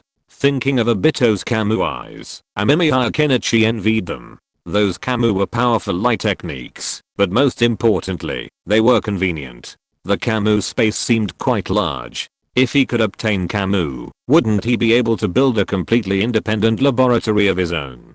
And it would be very safe. Unfortunately, the Sharingan's techniques were inspired by the Uchiha clan's strongest desires at the time, so they couldn't be precisely controlled. And frankly, Amemiya Kenichi wasn't entirely sure if he could awaken the Manger Key. Obito's eyes are Manger Key, and they possess Kamu, and Kakashi's eyes also have Kamu. Theoretically, studying the two's eyes should have the same effect. Amemiya Kenichi bought 2 skewers of 3 colored meatballs, and took a bite. The 3 colored meatballs tasted quite good. But just as he was about to eat another skewer, Amemiya Kenichi felt a strong gaze, and he couldn't help but turn his head to look. Ninjas are quite sensitive to gazes. And when he looked, Amemiya Kenichi saw a kid staring eagerly at the 3 colored meatballs in his hand. It was an Uchiha kid, and the logo on its clothes was very recognizable. Want to eat? Amemiya Kenichi asked the Uchiha kid in front of him. There were many young ninjas these days. The kid looked very well behaved, and it was unclear who he followed. The kid nodded subconsciously, but then quickly shook his head, which made Amemiya Kenichi a little amused. So, did he want to eat it or not? However, Amemiya Kenichi still handed over the 3 colored Dangoku. After a moment's hesitation, the boy finally took it, and shyly said thank you. Itachi, what brought you here? An urgent voice called out, and then an Uchiha ninja jumped over to the boy's side, and glanced at Amemiya Kenichi. Amemiya Kenichi still had that childish expression, but inside, a hint of surprise lingered. The child before him was actually Uchiha Itachi, the man who had orchestrated the night of clan extermination, and whom Sasuke had long hated. While Uchiha Itachi might be powerful in the future, he was still a child for now. It was the Uchiha in front of him that caught Amemiya Kenichi's attention. Uchiha Shizu. A genius ninja, but in Amemiya Kenichi's opinion, Uchiha Shizu's greatest strength lay in his Mangekyou Sharingan. The Katamatsukami illusion was simply outrageous. If it had a short cooldown, Uchiha Shizu could truly achieve peace in the ninja world. I saw him staring at the 3 colored balls in my hand, so I gave him one, Amemiya Kenichi explained with a chuckle. Although he knew the man before him was Uchiha Shizu, he wasn't terribly worried. The other man's Katamatsukami couldn't possibly be used on him, even if he had a sudden brain cramp. Besides, he didn't look very old, so whether he had activated his Manger Key was still a question. Thank you, Uchiha Shizu said politely, but he remained wary. After leaving with Itachi, he tested the contents himself, and confirmed they were free of poison, which reassured him. Amemiya Kenichi didn't take the chance encounter with Uchiha Shizu and Itachi well. After all, Konoha was peaceful, and with the Yondame's rise to power, the Uchiha clan had found a bit of a relief. While Namikaze Minato was wary of the Uchiha clan, he wasn't as desperate to eliminate them as Danzo would have been. Shizu felt a little pity. Katamatsukami's powerful illusion should have been used on Danzo. He didn't need to immediately pledge his loyalty to the Uchiha clan. Even simply making Danzo friendly would have been enough. That way, the Uchiha clan wouldn't have been forced into rebellion, isolated from their entire village, and ultimately destroyed. Katamatsukami. TSK, I really want it. Amemiya Kenichi licked his lips. Katamatsukami was incredibly powerful, a strategic weapon. Used well, it could even change the world. Amemiya Kenichi shook his head. These ideas were still a bit far-fetched. All Amemiya Kenichi needed to do now was slowly grow his power, eventually dominate the ninja world, and ultimately defeat the Tsutsuki clan. By studying their spacecraft and other technologies, he could bring about a monumental transformation of the ninja world. If all went well, Naruto's son wouldn't have to work hard to become combustible. Amemiya Kenichi could make the Tsutsuki clan the fuel of the ninja world. Of course, the meal still had to be eaten bite by bite. After finishing dinner and checking the bookstore to see if Intimate Paradise was available, Kenichi Amemiya went to find his teacher. He wanted to try using the impure world reincarnation to summon the first generation, and having a teacher to support him would definitely be the best. Once he confirmed that he could cancel the first generation's impure world reincarnation at any time, he could start his study plan. It was blocked before, and I don't know why. Chapter 24 Eternal Life. Oh. Do you want to conduct research on impure world reincarnation? Orochimaru asked playfully, taking a sip of tea and resting his chin on his hand, looking at his disciple. Yes, sensei. I think impure world reincarnation is very practical, Amemiya Kenichi said honestly. He truly wanted to study impure world reincarnation, hoping to learn something more suitable from the Shogun. Although his strength had greatly improved after acquiring the Shogun's sage body, he hadn't inherited would release for some reason. Therefore, Amemiya Kenichi wanted to start by focusing on the Shogun's sage body. Given the Shogun's natural talent for Senjutsu, his improvement in strength would be astonishing once he mastered it. I don't recommend impure world reincarnation for now, as this forbidden technique is still being refined. If you'd like to try it, try reincarnating some less powerful ninjas. Orochimaru shook his head. His disciple was truly impatient. It felt like he didn't have enough time, and was always trying to get involved. Furthermore, if the Shodaime were summoned now, the possibility of something going wrong would be extremely high. Even the slightest clue would arouse suspicion, which would be troublesome. Upon hearing this, Amemiya Kenichi understood his teacher's concerns. After all, he had some understanding of his teacher's thinking. By the way, how's that research you initiated going? Orochimaru asked with interest. He had previously reviewed his students' experimental records, and while the research was certainly interesting, he saw significant limitations. It's going very well, Sensei.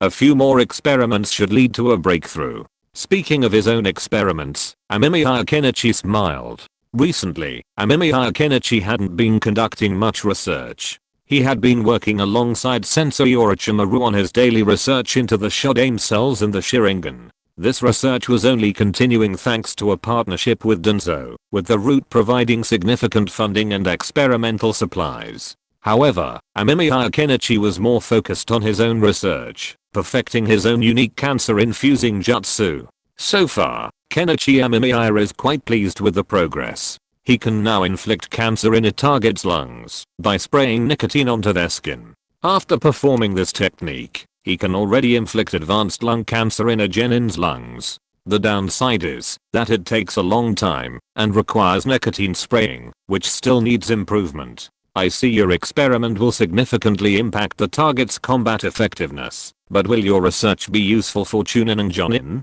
Orochimaru was quite concerned about his student's research. After all, this student had already siphoned off a significant amount of his research funds, even taking 5 genin level consumables. If he hadn't seen that his student had indeed produced research results, he would have wanted to force him to abandon this path. Because we don't have Chunin and Jonin level consumables yet, we can't be sure at this time.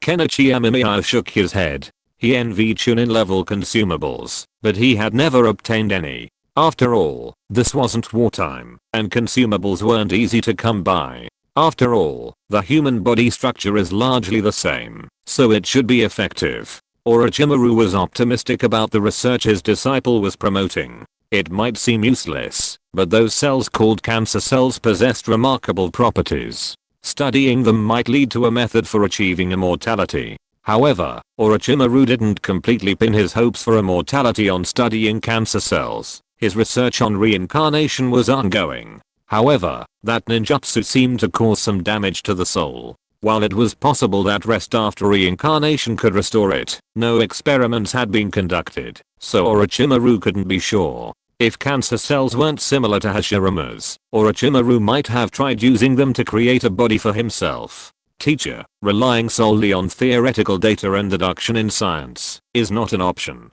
Amemiya Kenichi declared sternly. Orochimaru glanced at Amemiya Kenichi and waved his hand. I can give you a Chunin level consumable, but you'd better use it sparingly, Orochimaru said grumpily. His disciple was becoming increasingly bold. They even dared to ask for something from me.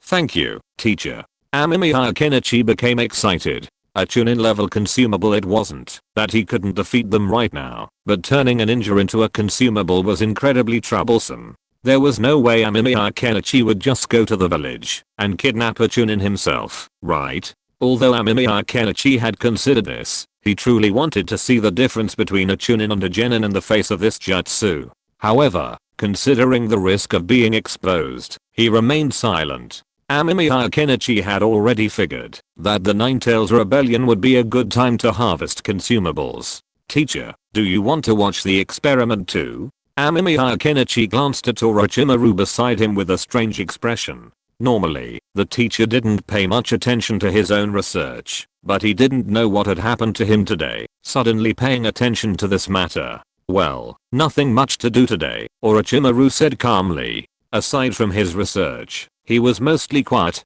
Amemiya Kenichi didn't object, but followed the teacher to collect the consumables, then brought them to his own lab. Teacher, please disinfect first, Amemiya Kenichi said politely. Cancer cells, while powerful within the body, are essentially mere foes when it comes to external bacteria and viruses. Therefore, a sterile environment is crucial. Amemiya Kenichi had gone to great lengths to transform his laboratory into one. Orochimaru sterilized the room without comment, then followed Amemiya Kenichi inside. After securing the supplies, Amemiya Kenichi skillfully began his research. He sprayed nicotine, then precisely injected refined yang attribute chakra into the lungs. Lung cancer cells immediately appeared. Amemiya Kenichi was pleased. He had been busy researching how to precisely target yang attribute chakra at cancer cells, and now he had achieved results. I've read everyone's comments, but the protagonist isn't messing around.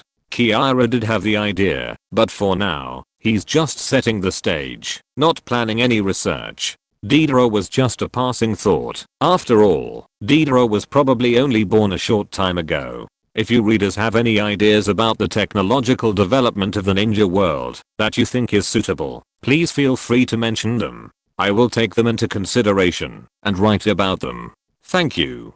Chapter 25. What? My teacher is a smoker? That would be awesome. While the massive infusion of yang attribute chakra could previously cause respiratory alkalosis, it was too obvious, had a very low success rate, and wasn't concealed. Now, with his refinement, Kenichi Amemiya can now diffuse yang attribute chakra into the air around him, exacerbating the cancer of others as they breathe.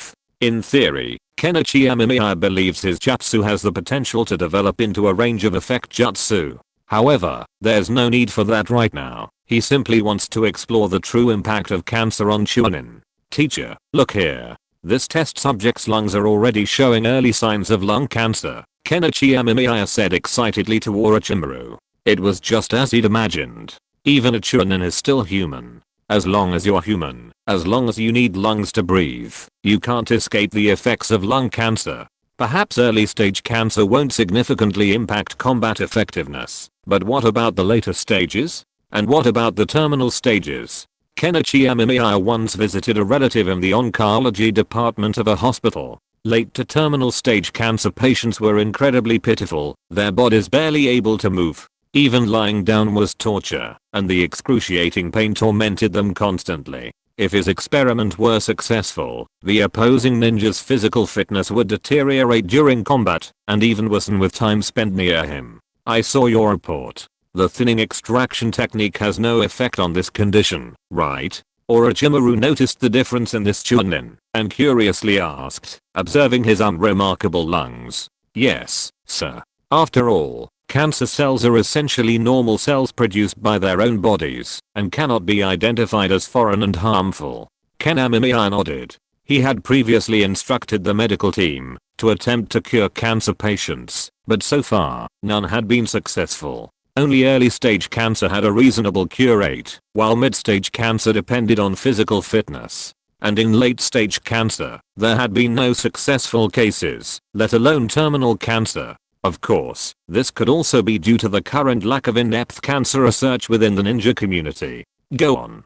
I want to see what you mean by the late stage, Orochimaru urged, a little impatient. This behavior was indeed very similar to Hashirama's cells. Amemiya Kenichi nodded. However, if it reached the late stage, this guy would probably be dead, and there would be no way to save him. Soon, as Amemiya Kenichi's yang attributed chakra continued to flow into the lung cancer cells, abnormal lines gradually appeared in the Chunin's lungs, eventually forming a cluster of irregular white pits on the lung surface. This was the space-occupying form of lung cancer cells, visible to the naked eye, indicating their large size. It's taking a long time, Kenichi. You need to improve on this. Orochimaru shook his head, then nodded. It took too long. It took a long time to continuously infuse yang attributed chakra to achieve this effect. How could you have that much time on the battlefield? It seemed that this jutsu still had significant limitations, but it was a good option for sneak attacks. Take, for example, his teacher, Sarutobi Hiruzen, who loved smoking. I know, teacher. Amemiya Kenichi scratched his head. The current development of this ninjutsu was indeed somewhat difficult, but if a breakthrough was achieved, the future achievements would be significant. Lung cancer cells could be stimulated by nicotine, but what about cancer cells in other tissues? He couldn't possibly search for them one by one on his own, right? That would be too much trouble. Regarding this issue, Amemiya Kenichi had a thought. In his previous life, when radiation was first discovered, it was considered a sacred object, and there were even cosmetics made using radium. Of course, people later learned that radiation could cause cancer, and people shunned it. So, Amemiya Kenichi's idea was to find those radioactive elements from his previous life in the ninja world. If they could create nuclear radiation. Orochimaru, after learning about the current progress of the experiment, left. Before leaving, he asked Amemiya Kenichi to record the life expectancy of the Chunin and any symptoms. Amemiya Kenichi didn't care. Even if his teacher hadn't said so, he would have done so anyway. After all, this was a rare Chunin resource. After finishing his research, Amemiya Kenichi went to eat ramen, this time at Ichiraku Ramen. Ichiraku Ramen had been in Konoha for many years, witnessing the growth of countless ninjas. Even when Nohara Rin was still alive, she'd come here with Obito and the others for ramen. Amemiya Kenichi would occasionally come here for ramen, as the ramen was indeed delicious, though a bit pricier than his regular spot. He even thought his previous ramen shop was cheaper simply because it wasn't as good. As soon as he sat down, he noticed a ninja sitting 2 seats over from him. His striking hair instantly identified him, Kakashi. He glanced at Kakashi. He was still the same, though he was now elusive. He suspected he'd joined the ANBU, the 4th Hokage, Minato Namake's, hoped that the busy ANBU missions would help Kakashi recover, and judging by the results, it seemed to be working. Kamu. Amemiya Kenichi smacked his lips. The more he thought about it, the more he felt this eye technique suited him perfectly. But now, Kamu was in 2 people's possession. Kakashi was easy to master, but Obito wasn't. Besides, the Kamu in both eyes was the full version, and the space was the same. Thinking about it, when Obito was in Kamu space, he must have been attacked by the explosive talismans and Kyune that Kakashi had sucked into him. Thinking about it, Obito seemed quite pitiful, and he truly loved Kakashi, not even bothering to retract his eyeballs. Kakashi's face was expressionless, and Amemiya Kenichi didn't want to go and curry favor with him, so he just ate his noodles. By the time he finished, Kakashi had already left. Amemiya Kenichi didn't care, but shaves his teeth with a toothpick and slowly walks back home. Amemiya-san. But after just a few steps, Amemiya Kenichi hears a voice that gives him a headache. Mitarashi Redbean is here again. End of this chapter. Thank you very much for reaching the end. Don't forget to like. Looking for more exclusive content and immediate access? Subscribe to our Patreon. Remember, every like, subscription, or donation encourages us to continue. Thanks to everyone. See you in the next video.